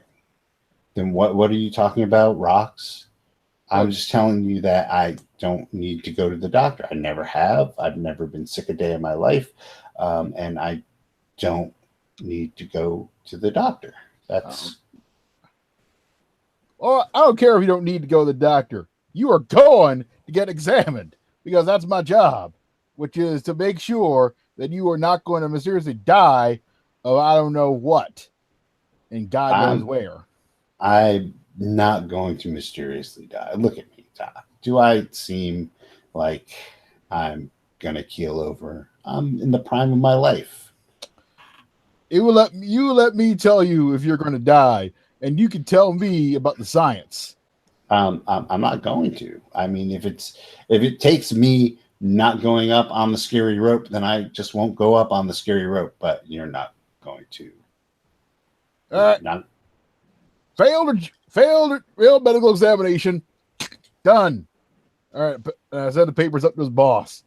Failed medical examination. Did not demonstrate proper health.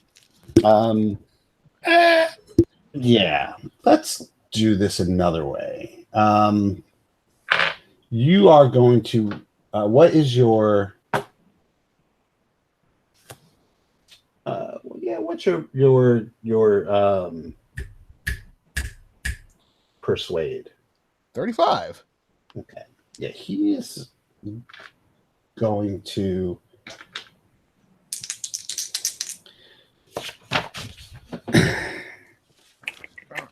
Let's see what he got here.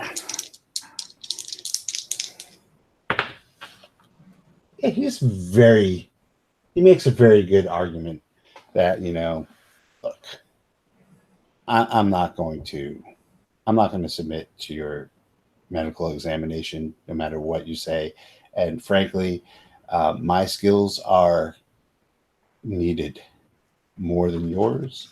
So I think even if you decide to fail me, I'll be doing my job before you have to do yours. Or did you make the discovery of the key to the culture of the Inuit on the British Columbia coast? Was that you? No.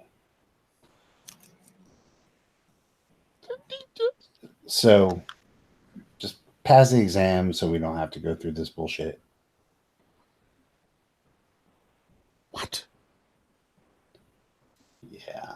Did I just get rolled by this guy? You did. Do others of us hear this, or is this sort of happening in a private conversation? It's you can make listen rolls. Fight against it, West. I called you West. What the fuck? Fight against it, West. All right, I want to fight against I this. hear shit. I want to fight against this. This is the nonsense. Yeah, I'm somewhere else on the ship. I don't hear this at all. Yeah, but by the time it gets to gotten this, rowdy. they're back in whatever West is using for his office, like behind some crate. Can I resist this flim flam because this doesn't seem. You did. He passed. God dang it! That's why I asked you what your persuasion was. I need to know how hard he had to make his roll. God dang it! He's like, look here. I mean, don't sweat it, man. Just here's a couple of bucks. Don't worry about it. Just look the other way, man. I'm gonna toss the paper and say, "Fine, sign her own forms." Oh, a sight.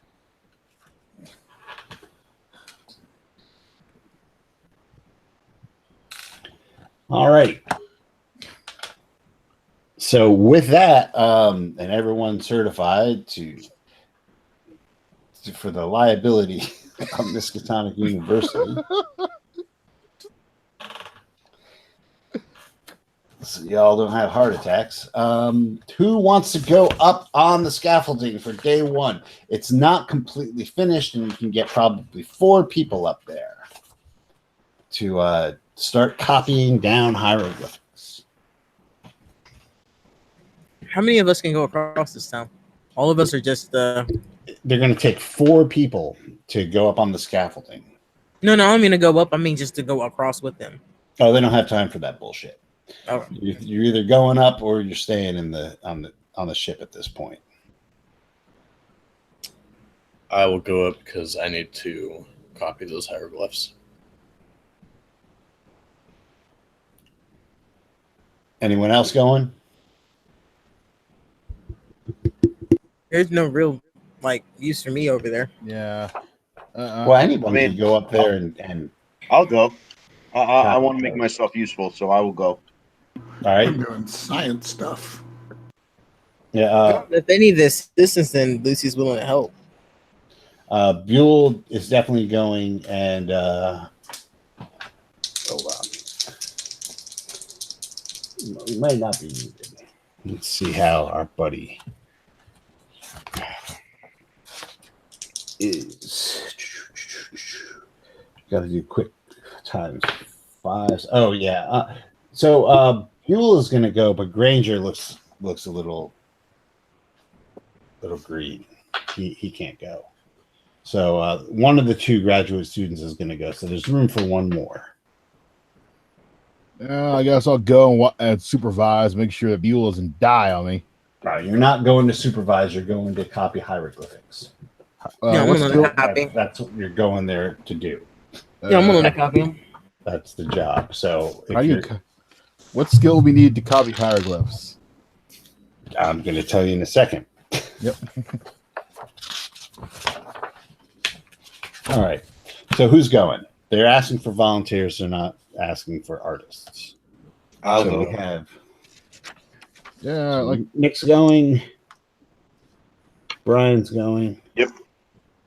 Well, I had volunteered, but Wes decided he was going. Wes, are you going? Or sure, I'll go. I like a good climb. All right. So you 4 are going. All right. It's cold and it's scary, but really this is why you're here.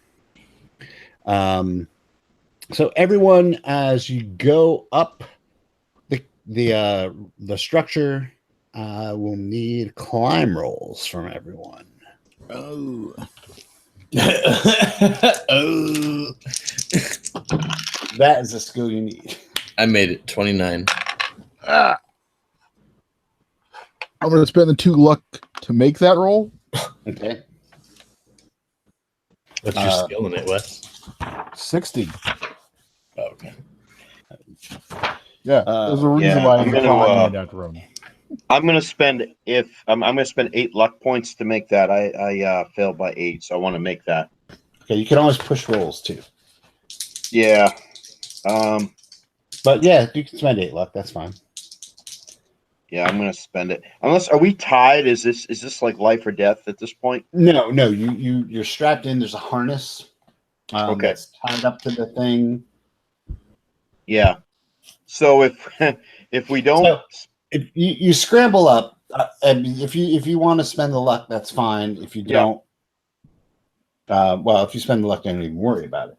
right? So it looks like everybody makes their luck rolls, and y'all get up there, and you start to do your thing. You start. It's a long day of just meticulously copying down these faded hieroglyphs, and it takes a while, and it's tedious, and it's wet because it's fucking raining, and it's cold because it's fucking Greenland, and it's not the greatest thing in the world, but it is for science. And at the end of the day, the whistle blows, and you start climbing down to the boats that are going to take you back, and I'll need climb rolls again from everyone.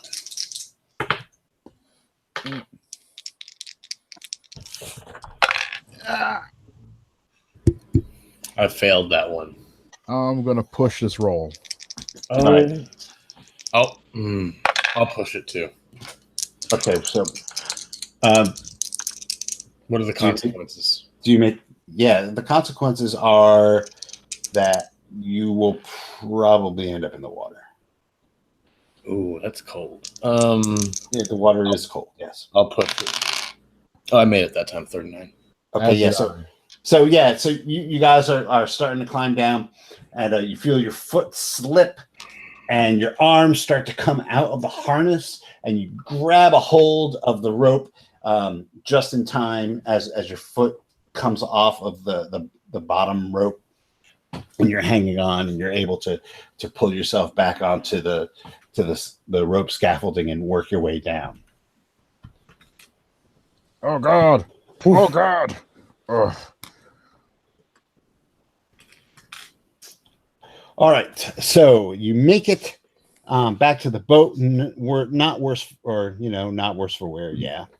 And while you guys were doing this all day, the mountaineers have completed the rest of the scaffolding. So it's announced that the next day you will all be able to, as many of you who want to go up there and do this can. They're going to need some people to stay back and translate, but you have to have the right skills to do that. If not, they would prefer you to be up on the wall doing this, because the more information they get, the more blocks they get translated or copied down, the more chance they have to translate that, and then the more data they have. I will stay on the boat and translate. So translators need to have the following skill sets, or they're useless: archaeology, anthropology, and natural history. So those are the skills that you are going to need. Natural history would be natural world. Is that right? Yeah, natural world. Yeah. Okay. Sorry, I have that. Any of those skills. I have that at 50% natural world. So I guess I'll stay on the boat and translate. Is that all right? Do you have archeology and anthropology? No, I just have natural world. You need all three. Oh, okay. Ooh, fuck. Then I will do more rubbings. Yeah. So the eggheads are going to stay on there. So it's going to be, Matheson's like too old to be fucking around like that. He ain't making it up there. He's an old. Ethelrod is also going to stay back because that's where his skills lie. Granger is going to be hit or miss. He's probably will end up killing himself if he goes up there, so he's gonna stay back and start doing the translating. Buell is always up to go and do the do. So we can all go climb. We can all climb. Does anybody have all three of those skills? No, I've only got 2. I do not have any of those. I have none of them.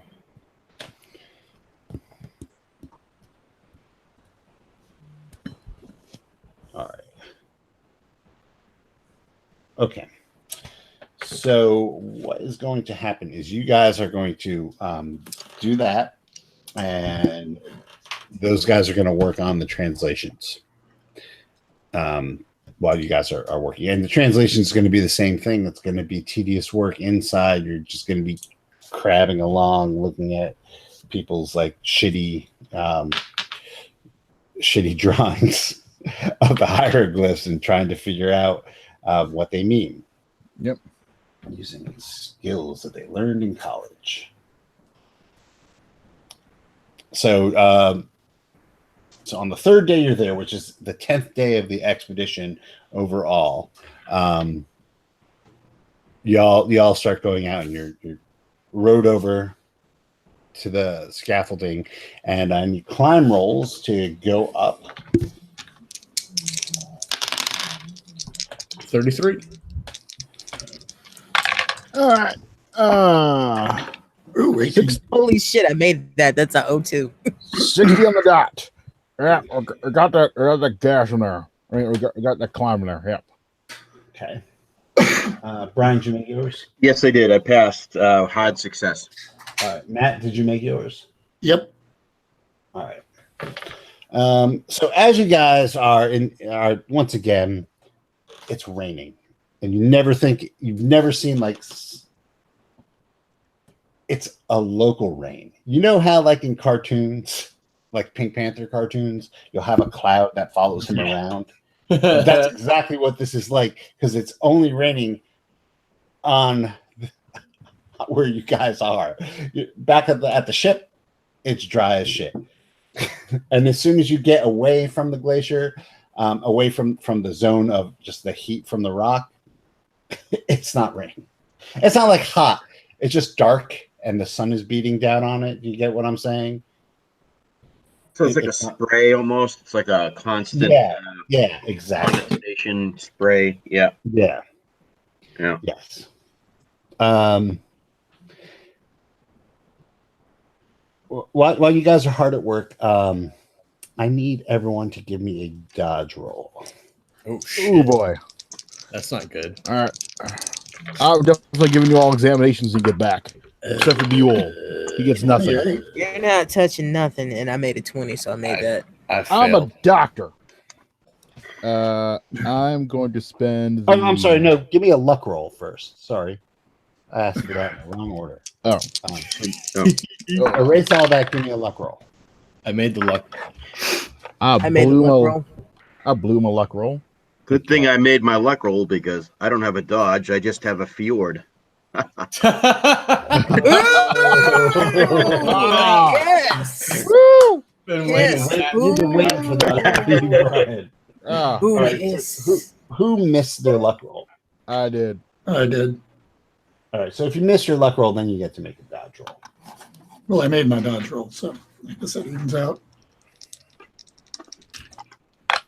All right. Woo! I impaled my dodge roll. Is that everyone? Yeah, I made my luck roll. Okay. That made my luck roll too. So those of you who missed their luck roll but made their dodge roll are just scrambled away just in time to see a huge chunk of ice fall from above, from the top of the glacier, and plunge down into the fjord below.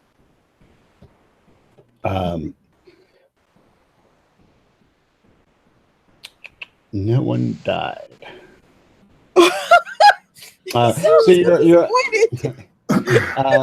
So you managed to scramble onto a portion of the scaffolding that isn't affected by this chunk of ice falling.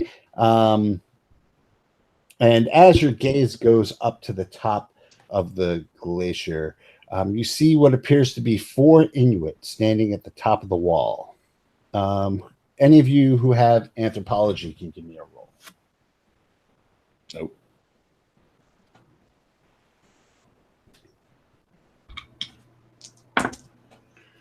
Oh, no. Nope. No. Okay. Yeah. So you see these four Inuit looking guys on the top of the glacier, and they kind of go back and turn around and start walking into the interior. So this seems real suspicious, right? It does lend itself to be suspicious, yes. I try to shout out at them, "Hey, get back here!" Well, you certainly can shout out at them, but I don't think they're going to listen to you. Oh yeah, I know. I shout at them in Danish. Get back here, you goddamn sons of an inferior pig race. The waste of time. Pigs. All ya. Does the scaffolding go all the way up? Can we scramble up the scaffolding like a fire escape and get to where they were? Or is That's that going to impossible? take you so much time to do that. Yeah. You could try, I guess. Yeah, I mean, I'll need a climb roll, but at this point, like, the scaffolding needs to be repaired as well. Yeah. Wes, when you All right. say that, give me a spot hidden roll, Wes. When you start cursing at them and their genetics. Okay, that's a fail. That's a 97. Okay, yeah. Well, never mind then. Yeah, so you're all the French now tell you guys that you're done for the day. You have to go down. We have to fix the scaffolding. So everyone make a climb roll. All right. Okay. Hey! That did not go well. I want to push that roll. Yeah, 23. Make that roll. Gonna push it. Okay, good. Hard success. Okay. All right. So did anyone fail? I failed. I didn't fail a push roll. I just failed a regular roll. Okay. Are you going to spend the luck to make that? That's a lot of push luck. it? Huh? I can try to push it. That's a lot of luck. I pushed mine. I'm willing to spend the 5 points to make that. You can't spend luck on a push roll. No, I can't. Well, I failed that too. That's a 15. Okay. Over. So Lucy, you're climbing down, and your foot just like hits a slick portion of the rope that is unfortunately frozen over, and you fall. You start falling, and you feel your tether stretch and snap as you start to go into the drink. I will need. Okay, so you're going to take 4 points of damage as you crash into the water. It hits you like a ton of bricks. And another dex roll, or a dex roll. I make the dex roll. Okay. Regular. Yeah, so you're able to swim up to the surface enough, and they fish you out and get you into a boat real quick. The rest of you make it down, and they wrap you up in dry clothes, Lucy, and bring you all back to the boat, where and what you've done, the work you've done for the day, Lucy, is lost. The rest of you actually have your hieroglyphs, and you are attended to by Dr. Wes. Yes. So, Lucy, I will need you to make a con roll.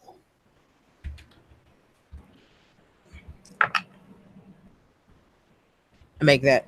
Okay. So fortunately, Dr. West is able to get you into dry clothes and put you into bed. Yep. And we'll see what happens to you in the morning. In the meanwhile, the team of translators is quickly working on. He doesn't have. Oh, there we go. The translation of what you got in yesterday, and actually, Matheson looks very, very happy when you all return. It's like, oh, this is great. We're getting enough material and different material. I'm starting to see patterns. It would help if we had some sort of Rosetta Stone, but as it stands, I think we got a couple more days of this and we can get this all translated. This is going to be great. Did I hear that there was an accident? We all have to be much more careful.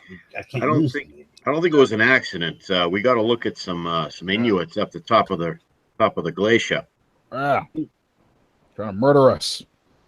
But why? Is this like a territorial dispute, or are these guys like some kind of? Are they angry that we're coming away from with knowledge of the slab? Like, why would those people do that? Have we encroached upon territorial lands, or has there been any outreach from the Inuit people that what we're doing is wrong? That's strange, because we have full permission of the Danish government and the Inuit people to be doing this here. Okay. The Inuit are the ones who discovered this in the first place and right. and alerted to this. This is highly unusual. What we're going to have to do is we're going to have to post guards at the top of the glacier from now on. So we will have armed. We'll have some sailors up there, and with weapons, so this doesn't happen again. They're playing for keeps. I mean that was no warning shot that could have taken out easily, killed a number of us. Yes. But yes, I know it's difficult work, and we need to just pile through this. We're so close. I know we're so close.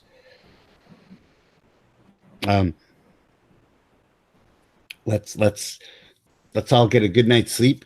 We'll definitely post guards so this doesn't happen again. I'm sure a little bit of gunpowder and lead will dissuade anybody from trying that again. Good. Okay, so all right, so the next day, Lucy, you wake up and make another con roll. I failed that one. Okay. You seem to have the sniffles when you wake up. Yeah, so you've caught a bit of a cold. Yeah, that's a lot. It's like almost half my life. Hit points too, so. Yeah. They're actually going to forbid you from going back up. I'm not going to argue with them. Yeah, here. Here's about water at 11. Get better. And some salt. Get better. Like how he offered the man with the intestinal issues brandy, but he gives me hot water and lemon. That's pretty funny. You got to feed a cold. Feed a cold, starve a fever. Yeah, exactly. Or starve. You got to starve out of you before you put the medicine in you. Okay, so who is going back up on the scaffolding for the second day, or really the third day of this?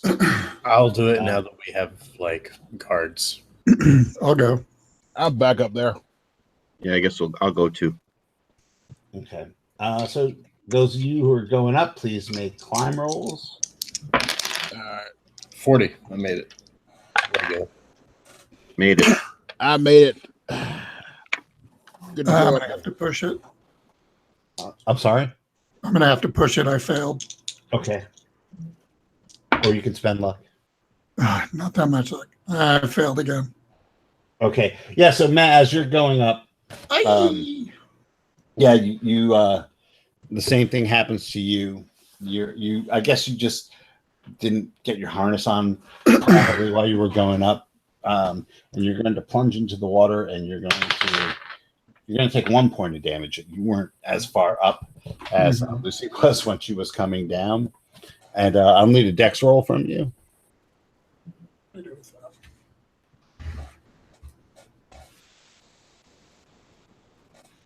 Dexterity? Yeah.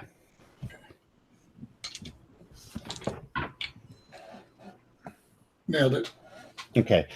So they fish you out of the drink as well and bring you back to the ship. Make a con roll. Yeah.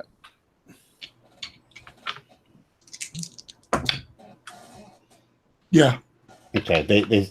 You're putting your bed in dry clothes, and they have you like blankets heaped up on you, trying to prevent you from getting hypothermia. And it seems to be working. The rest of you spend an uneventful day.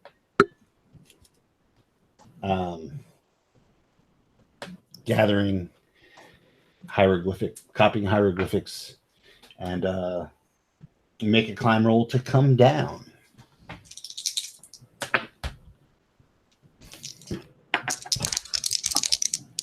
Ah, 37. Made it. Oh boy, I gotta push that roll.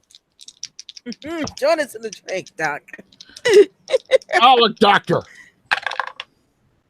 Yes, I am. I'm walking down the side of that mountain. Okay, yeah. So you start to slip, and a manly French hand reaches down and grabs you and writes you back onto the scaffolding. As you see the young Frenchman kind of he helps you back on, gives you a nod, like a knowing nod. It's not that kind of knowing nod. It's more of a, here you go, mon frère. Yep. Give him a brotherly pat in the back. Yeah, wait till we're off of the scaffold. All right, you make it back, and Matheson is really, really excited.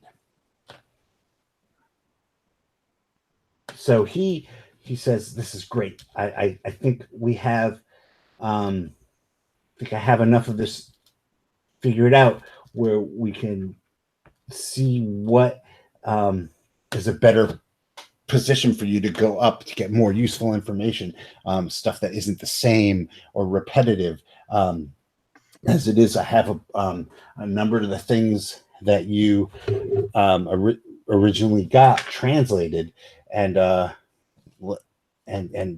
so we have the ability to do that. So we're gonna start working on that. So the way this is going to work is each of you has brought a certain amount of transcriptions in, but you don't know what they are. So you're just randomly going about and copying stuff down. So there's a 1 in 6 chance that what you are translated is actually useful. That it's not like a record of pottery transactions or whatever, that it's, something of value to the expedition. So we're just going to go through what you have so far and see what has value, and then he'll end up working on that. So we'll go with Nick. Your first one is good. Your second one sucks. No. It sucks. Ryan. You have brought him. Actually, you all can do your own rolls. Never mind. My rolls are sucking. So Nick, just roll 3d6 and tell me if you got a 1 on any of them.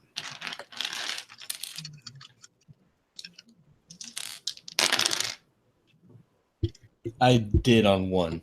Okay. Brian, give me 3d6 and tell me if you got a 1 on any of them. I did not get any 1s.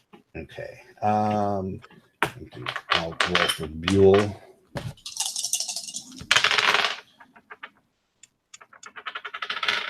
Buell was able to give us 1.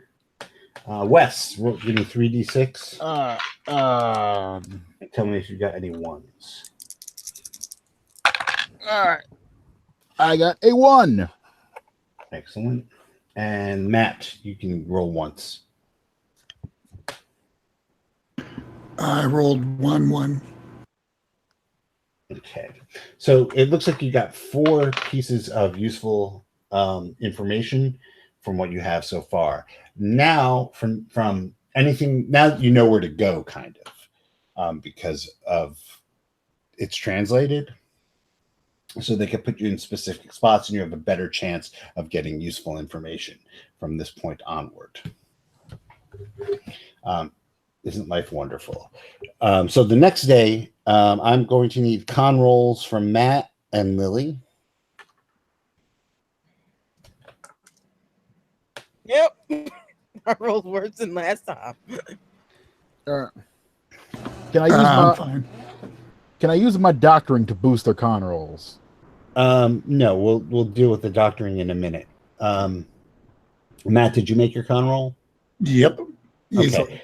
So Matt, you are fine. I guess you weren't in enough to catch anything. Unfortunately, Lily, you are starting to show the first signs of pneumonia. And I blame the doctor and his hot water and lemon. Yeah, for real. What the fuck? Well, now, at this point, the doctor needs to look at you more carefully. So he's going to not be able to go up on the scaffolding today because he's going to be medicining you during the day and preventing you from getting deeper into this pneumonia. If I die, I swear to God, I'm gonna haunt the hell out of you. Okay. I've heard worse. That's what he says to him. No. So, all right. So, Nick, Brian, Buell, and Matt can go up at this point. So everyone make your climb rolls.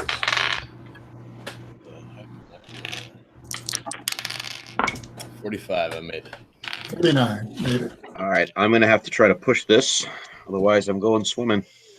Well, you are harnessed in, and what's been happening is you guys have been pushing these rolls and failing, and then your harness is going to fail. Right. If you just fail, Yeah.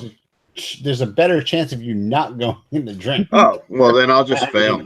I don't mind. I'll take the humiliation of just failing. Yeah. So you fail the roll. Yep.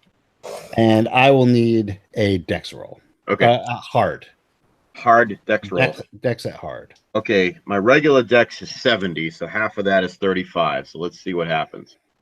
I'm Inuit to win it. That he ought to fail. And I do. I get a 23 off of that 35. Excellent. So you are able to regain your footing. Christ. and the harness saves you. So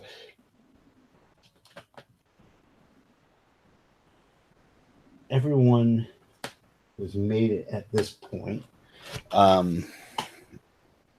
you're working the wall,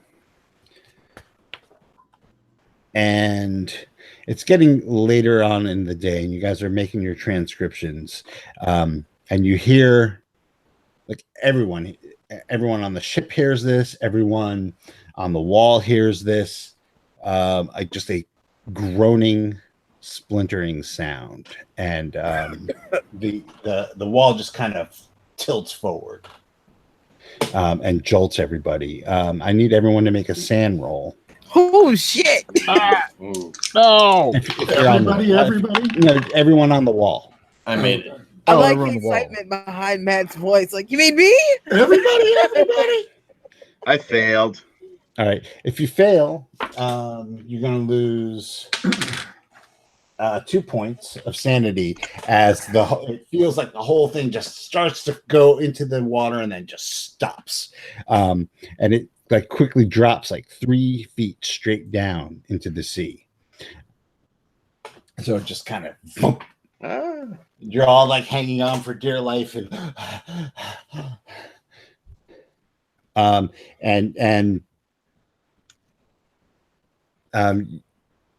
make your climb rolls to get down. Oh, spend the 12 points of luck. Okay. I failed. Can I just not push it, or do I have to push it, or can I? No. Make a hard dex roll. Okay. Oh, I failed that as well. Okay, yeah. So you lose your footing on the rope, and there's going to be one more roll. I need you to make your size, extreme size roll. Extreme size roll. Okay. Yes. That's going to be an 8 or less. Okay. Just make the roll and let me know what you did. I got a 46. Okay. Yeah, you feel the lifeline, the safety line cut, and you quiver at the bottom of the line, and then you start to just twist around. So the size roll was to see if it snapped or not. Okay. So if you fail it, it did not snap, and you're twisting around. You will take 1 point of damage for the jerk. You got Gwen Stacy. Yeah. Well, not quite. Yeah, I was He's gonna still say He's maybe still alive. He didn't get Gwen Stacy. like light. Gwen Stacy light. Jesus. Oh, Gwendolyn Stacy. All right, so everyone else made it down? Yes. Okay. Yeah.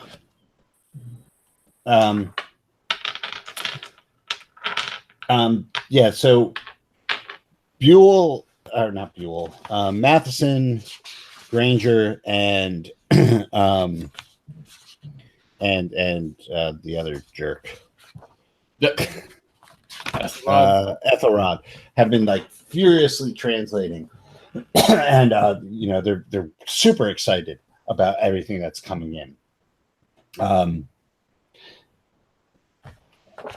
But they're. Do we know why this thing shifted, or is that just Matheson's a little concerned actually about that, and so they decided to have a meeting of everyone, and Matheson basically says that we saw that thing, we heard the noise and saw that it shifted. I'm glad you're all safe and you're all made it out of there alive. We do have some concerns that it might be starting to become too unsafe to work on. On the other hand, the information we're getting is so important. It's so valuable. We're just getting all this data, and once that thing goes, it's gone. We'll never see it again. So from here on in, we're just going to going up on the wall is going to be a voluntary endeavor. If you want to go, great. You're providing an invaluable service. But if you feel that your safety is going to be compromised by going up there, that's fine. We're not going to hold it against you at all. Can I make a rough estimate of how long it's going to take for that thing to slide into the sea, judging by its weight and its the thing is, like, it's so placement on the glacier? It's so fucking big you can't gauge its weight. It once it shifted, it felt solid again, but it could. I mean, it might go tonight. It might last until it freezes again. Did I get an idea of what type of stone it was after? Yeah, you actually are not able to recognize what kind of stone it is. Sure. That's kind of weird. Well, it's just not written anywhere in the text. So. Oh, okay. Maybe it's just that ancient. I don't know. It is MacGuffinite. There you go. It's MacGuffinite. Yeah. Herberite. So there you go. So wait, the stone was hot, while we were out there, right? No. Oh, No. The stone is dark colored and the sun is beating down on it. Oh, okay. Maybe you've made a new discovery.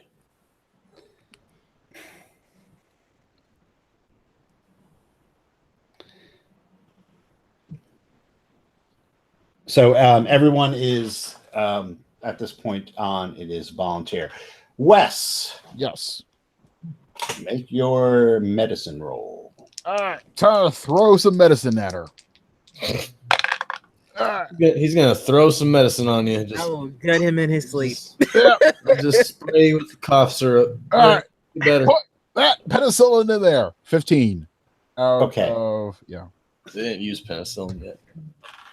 Throw. They had penicillin. I don't know if they had penicillin. They discovered it in 28. They didn't start using it until 42. I looked it up because I thought that he would have it. Yeah. So that's not what you're using. Never mind. You're plying her with leeches. Quinine, maybe? Or Not that sulfa. bad. It's not that bad. Yes. You actually gave me some of the damn bourbon. Man, Old. so what it takes bourbon with those medical grade. So, Lily, you're still going to be stuck in bed for the next few days, but it looks like the danger has passed and you will not die of pneumonia. That night, can I go see the doctor about rope burns and like maybe a rib that's shifted a little bit, because I did take a hard yank on that rope. That's fine. Yeah, I You could, probably like, should have essentially asked about like that a first few aid days ago, / medicine. Yeah. first Because I aid you took as well. damage. Could he have bandaged me up from that too? Yeah. Yep. He certainly can. Certainly will. Yep. Can you help me, doctor? All right. Sure. Or you got here. Did you actually lose some hit points? I lost the hit point from the fall. All right. I hear my pop figure of Lemmy singing "I'm the Doctor." Matt. Or relax. Right. All right. How'd we do? Good news. You're not dead. Bad news. You're not getting any better right now. Oh my goodness. Okay. Things happen. I'm sorry. Yeah. Thanks. Thanks, Doc. Anyway, hey, I'll tell you what. Here. Have some bourbon. Give me a call next week. Okay. Did he All try to give you the lemon hot water too? No, he just gave me some booze. Probably because he hasn't been with you much. All right. It worked to make Grandpappy's time. It's good enough now. All right, I guess I'll just have to drink up and heal on my own. Yep. All right, but you should. Lily has a wound as well that you can heal. All right. Yeah, I'll do that. I will throw some more doctoring on her. First aid. Why am I rolling a 98? Why didn't I try to fucking heal myself? So the two of us leave the doctor's office. We were worse than we were when we walked He in. made me worse, probably. You tried to get me drunk. There you go. He should have tried to get me drunk and didn't. Lily, let me ask you a question. You said you had taken. What's this guy doctor I of? took 4 points of damage and I had 9 hit points to begin with. So it wasn't a major wound. Yep. All right, so Lily, you have been in bed for 2 days, so you can actually get 2 hit points. Thank God. Plus 1d3 from him actually passing the medicine roll. Yeah, about that he didn't. No, he passed his medicine roll. His medicine roll. Okay. Yeah. I gave you a couple extra shots of bourbon. Let's call me tomorrow. All right, so did you do the medicine check there, Wes? The you medicine. got 2 points. Yeah. I'll just roll it. You got 2 points Okay. from that medicine. So I'm back to full again. That's Okay, the most quackest of the quacks.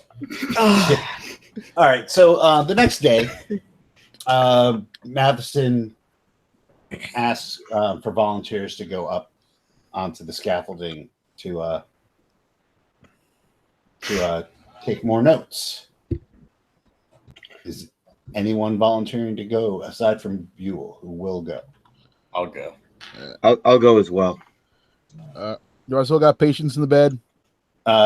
Lily, but she's stabilized. You can go. All right, I'll go then. I was say I should be able to worry you're about myself at this bedridden. point. Yeah, I'm bedridden. You're bedridden. No, I'm not trying to go anywhere. I was just saying I should be able to look after myself at this point. I mean, you'll Staying in probably bed. be able to take care of yourself better than the fucking quack. Hey, I gave you some beef broth. Yeah. Here's some I gave you the one person he should have given the fucking brandy to. He didn't, which is me. I gave you beef broth. Where did you get your medical degree? I got it with it. Miskatonic. Vending machine? He got it at Miskatonic, obviously. I mean, they That is kick out the one best. I They was kick out the I'm word. dying The here. rest It's of us like are you got a dead. cough here. Have some hot water and lemon. You're sick. Go drink this bourbon. You're throwing up already. Go drink this bourbon. yeah. That's all You got rope burn. Go drink this bourbon. All right. Not If Mr. you're going Tonic, up on the it's Mr. scaffold, Tonic. I would. Gin and Tonic University. Yeah. Everyone who's going up on the scaffolding, please give me a climb roll. All right. And he got his degree from ABC bartending school. Can I check 28. over if Matheson will let me look his notes to make sure that he's not slipping off his cracker? Yeah, I made it. Yeah. Yeah, because that's what I was wanting to do, but I'm bedbound. I wanted to go in there and see what they were doing. I fail a roll. So I make sure he's not cooped up with a copy of the Book of Ibon and his notes just going crazy below decks. Say his notes in one hand and his dick in the other. God, who knows? Yeah. All He right, did so the Wes- rubbings all right. Brian, you made your roll. No, I failed. I'm gonna push it. Okay. And I'm just gonna blame it on sore ribs. Like I tried to climb, and so I'm just gonna grit my teeth and just try to ignore the pain and push through with a push roll. And yes, I will make the push roll. Okay. All right. Wes, you Yeah. failed yours. Yeah, I failed mine. All right. Make it a hard dex roll. All right, come on, Dex. Come on, Dex. Oh God, this is not going well. That was worse than the previous. Okay, roll. so you're unable to regain your footing. I need a extreme size roll. And extreme size roll. Come on, come on. Oh, that made it and hard. Okay, but you missed an extreme size roll. Yeah. Okay. Yeah, this is fine. one you wanted to fail. Yeah. So you take a point of damage as you fall off the scaffolding, but your safety harness catches you. Ah, So you get bruised ribs. ah, dang it. And Matt, you're not going, right? You want me to No, see like if I I said, can I'm first gonna- aid you, doctor? I'll talk you through it. Yeah. Well, you're gonna have to Yeah, wait sure. until you're off of the scaffolding to do all that. Okay. And Matt, you're staying on the ship, right? Yeah, I wanted to go over Matheson's notes. Okay. All right. So so you go in and check in on Matheson, and those guys are diligently working. And, he's like, if you're not going to be helping, I can't talk to you right now. The book of Ibon isn't even out. Well, he doesn't have to talk to me. I'm going to just read through his old notes. Okay. All right. So I was going to do that all at the end of all this to see what you actually got. So yeah. So you're reading through what he's got, and we will reveal all that later. Okay. The big takeaway that you get is there's mention of there being a walled city somewhere on the interior, on the ice. Uh-huh. So for the rest of you copy down your stuff, and I need climb rolls to make it back down. All right, Doc, hang in there. We can do this together, buddy. I know. That's not good. Almost lost my light there. Hang in there. I'm gonna have to push my roll. All right. I barely make that roll. Okay. All right, my ribs are still bothering me, so I'm gonna have to try to work through it. Yeah. Ooh, I failed my push roll. Okay, so you plunge into the drink and take 2 points of damage. And I'll need a dex roll to see if you are able to worm your way up. Okay. I Let's don't see know what why it's not happens. swim. It's probably Dun, better dun, than it dun. says. Yeah. You want swim or dex?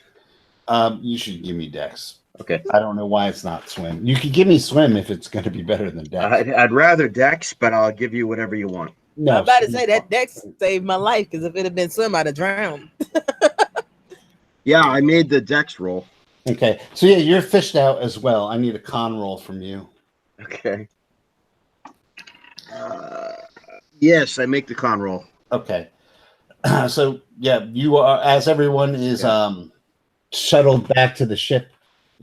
You are the latest to be wrapped up in dry clothes and put into bed. You're like a salted cod. The next day, you wake up. I'll need a con roll from you. Yep. Brian. Yes, I passed. Regular success. Yeah, so you're fine. You're fine. All right. Wes can give you a first aid roll for hitting the water hard. Yeah. Can he? That's the real question. All right. Can he? Well, Let's he see can what we get the got. roll. I Come on, didn't Doc, say I he's believe gonna in you. pass. I believe in you, Doc. All right, here we go. Good news, you're not dead. Bad news. Come see Lucy next time. Yeah. all right. Now, I'm gonna need you to pop some ribs back where they should be. We'll talk her through it. Those Matt. ribs were fine. Matt, you can get everyone who can get a point back for being just being a day, as long as you went to sleep. It's a point of healing back. Oh, I can? Okay. I'm good then. The wackest quack. I'm a skillful doctor. I don't know what's worse is that he actually rolled somebody useful and then he rolled somebody useful and he's rolling terribly. So who is going to go up on the scaffolding today? I'll go up. My I'll go. patients are fine. I haven't been hurt at all. Okay. All right. Against my better judgment, I'll go up. All right. As you guys are starting to row out, while the sun is shining brightly, you hear that big ominous crack and the huge wall shifts once again. Oh, I'm not going up then. I just, I look at it as it makes that crack and I'm just, never mind. Someone could take my spot on the boat. You might want to back the ship a little further away from it. Yeah. Make a pretty big wake when it finally goes in. Did the doctors say the academic? Yeah, you made your doctors, con roll. You're fine. yes. Do the academic doctors say how much more time, like how many more visits we need to make to the slab? Because it's shifted again. I mean, it's almost becoming a suicide mission, a race against, like a Russian roulette. Is there how much more? Is there so much more of this that we just could keep at it? Well, I mean, they have basically absolved themselves and said that from here on in, it's on you. It's voluntary. Right, but I guess what they're not going to say no to any information you're going to give them. Right, but is this like the never-ending rubbing, or is this like we estimate you've got about 3 more days of progress to make, and then there's no way they can tell. It's just like the dimensions are okay. So it's so big that you could just keep at this. It's huge, and it's in a glacier, but it is at the end of the glacier, and it is the season where parts of glaciers fall off into the water and become icebergs. So right. We never thought to maybe go check out where those Inuit went, did we? No, but we had guards. The ship put guards up topside, so I don't know if they saw anything. We should go. We could go hunting. I don't know about hunting, but maybe go see what where they came from and why they did what they did. Well, and I don't mind as far as this rubbing business. I don't mind if we know we've got so much left to do and it's kind of a race. But it's almost like I don't want to play Russian roulette with this big slab. Yeah. You know, I mean, I don't want it to be like, oh, today's the day. If we just keep pushing our luck, eventually that thing's going to fall with us on it. If we knew there was an end point, like, oh, only 2 more visits to the slab and we've got all we need, then it might be a bit of a roll of the dice and we attempt it. But if it's, oh, just keep going, just keep going, just keep going, just keep going, eventually we're gonna run out of luck. So yeah. I'm not thrilled about just going there until the thing falls on top of us. You know, I mean, if we knew that there was an end in sight, we could maybe attempt it. They've given Okay, so you an it's indication shifted of 2 times. Say it's shifted 2 times since we've been here. And how many days? Yeah. Like how many days has it been between the shifts? Just a couple of days. I have let me see. I had I personally wouldn't like I can't speak for anybody else, but I know if Lucy could go, she wouldn't go. It shifted twice in 48 hours. Yeah, it shifted twice until 48 hours. That's not a good sign, especially for something that's fast to begin. Yeah, I'm all for expanding science, but not if it's a suicide mission. It looks to me like it could go at any time. I wouldn't have people up there at all. Yeah. Mm-hmm. Yeah, I think at this point I'm gonna throw in my chips and say no. I think we've been up on the wall enough. We've got a lot of photographic. And, yeah, I was gonna material. say I took pictures of the whole thing. Maybe people can scrutinize it. Okay. Yeah, that's a good idea. All right. So you tell the sailors to turn around, and they oblige you. You end up coming back on the wall. There's maybe the couple of the Frenchmen have disappointed looks on their faces, but they're weird. Just as you get back onto the ship, you hear just a deafening crack, and the whole fucking thing just crashes into the fjord. See? Yeah. Good call. Yeah, Lucy shoots up in her cabin and is trying to see what happened because she doesn't have a clue about any of this shit. Very good call. Go back to sleep. You still need to recover from the pneumonia. All right, so we're going to do one more thing, and then we'll pause it here. I want everyone to roll. We're going to look at the rest of the data that you've gathered and see what is useful and what is not. So, Nick, roll 2d6 and tell me if you get anything below like 1 to 4.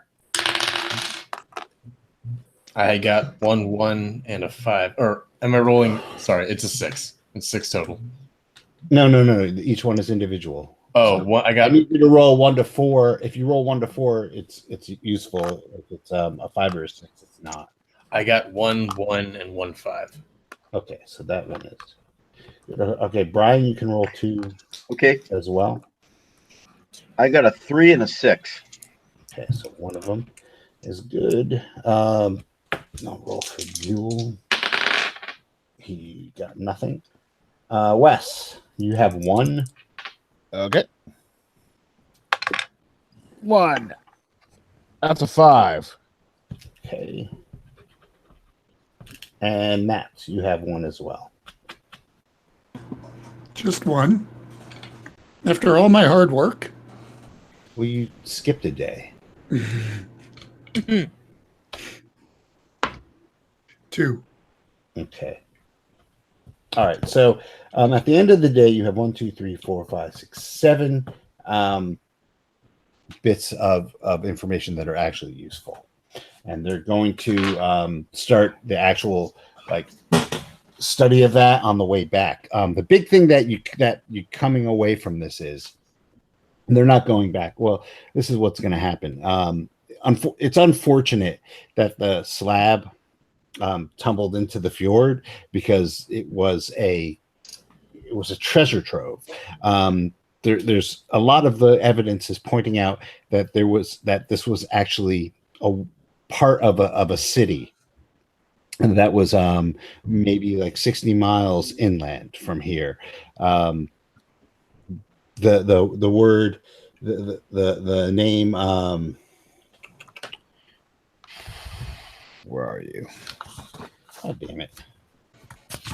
These old things. A lot of flipping. Sorry.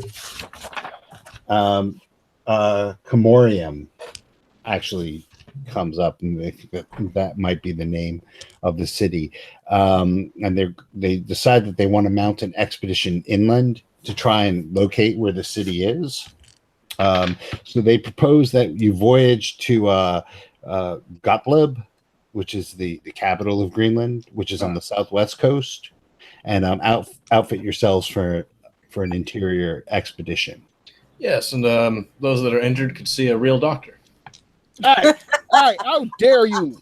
I am a advised doctor in this area. It's going to take a few days to get there. While they're doing that, they're going to work really hard to translate, to transcribe everything that we've gotten so far.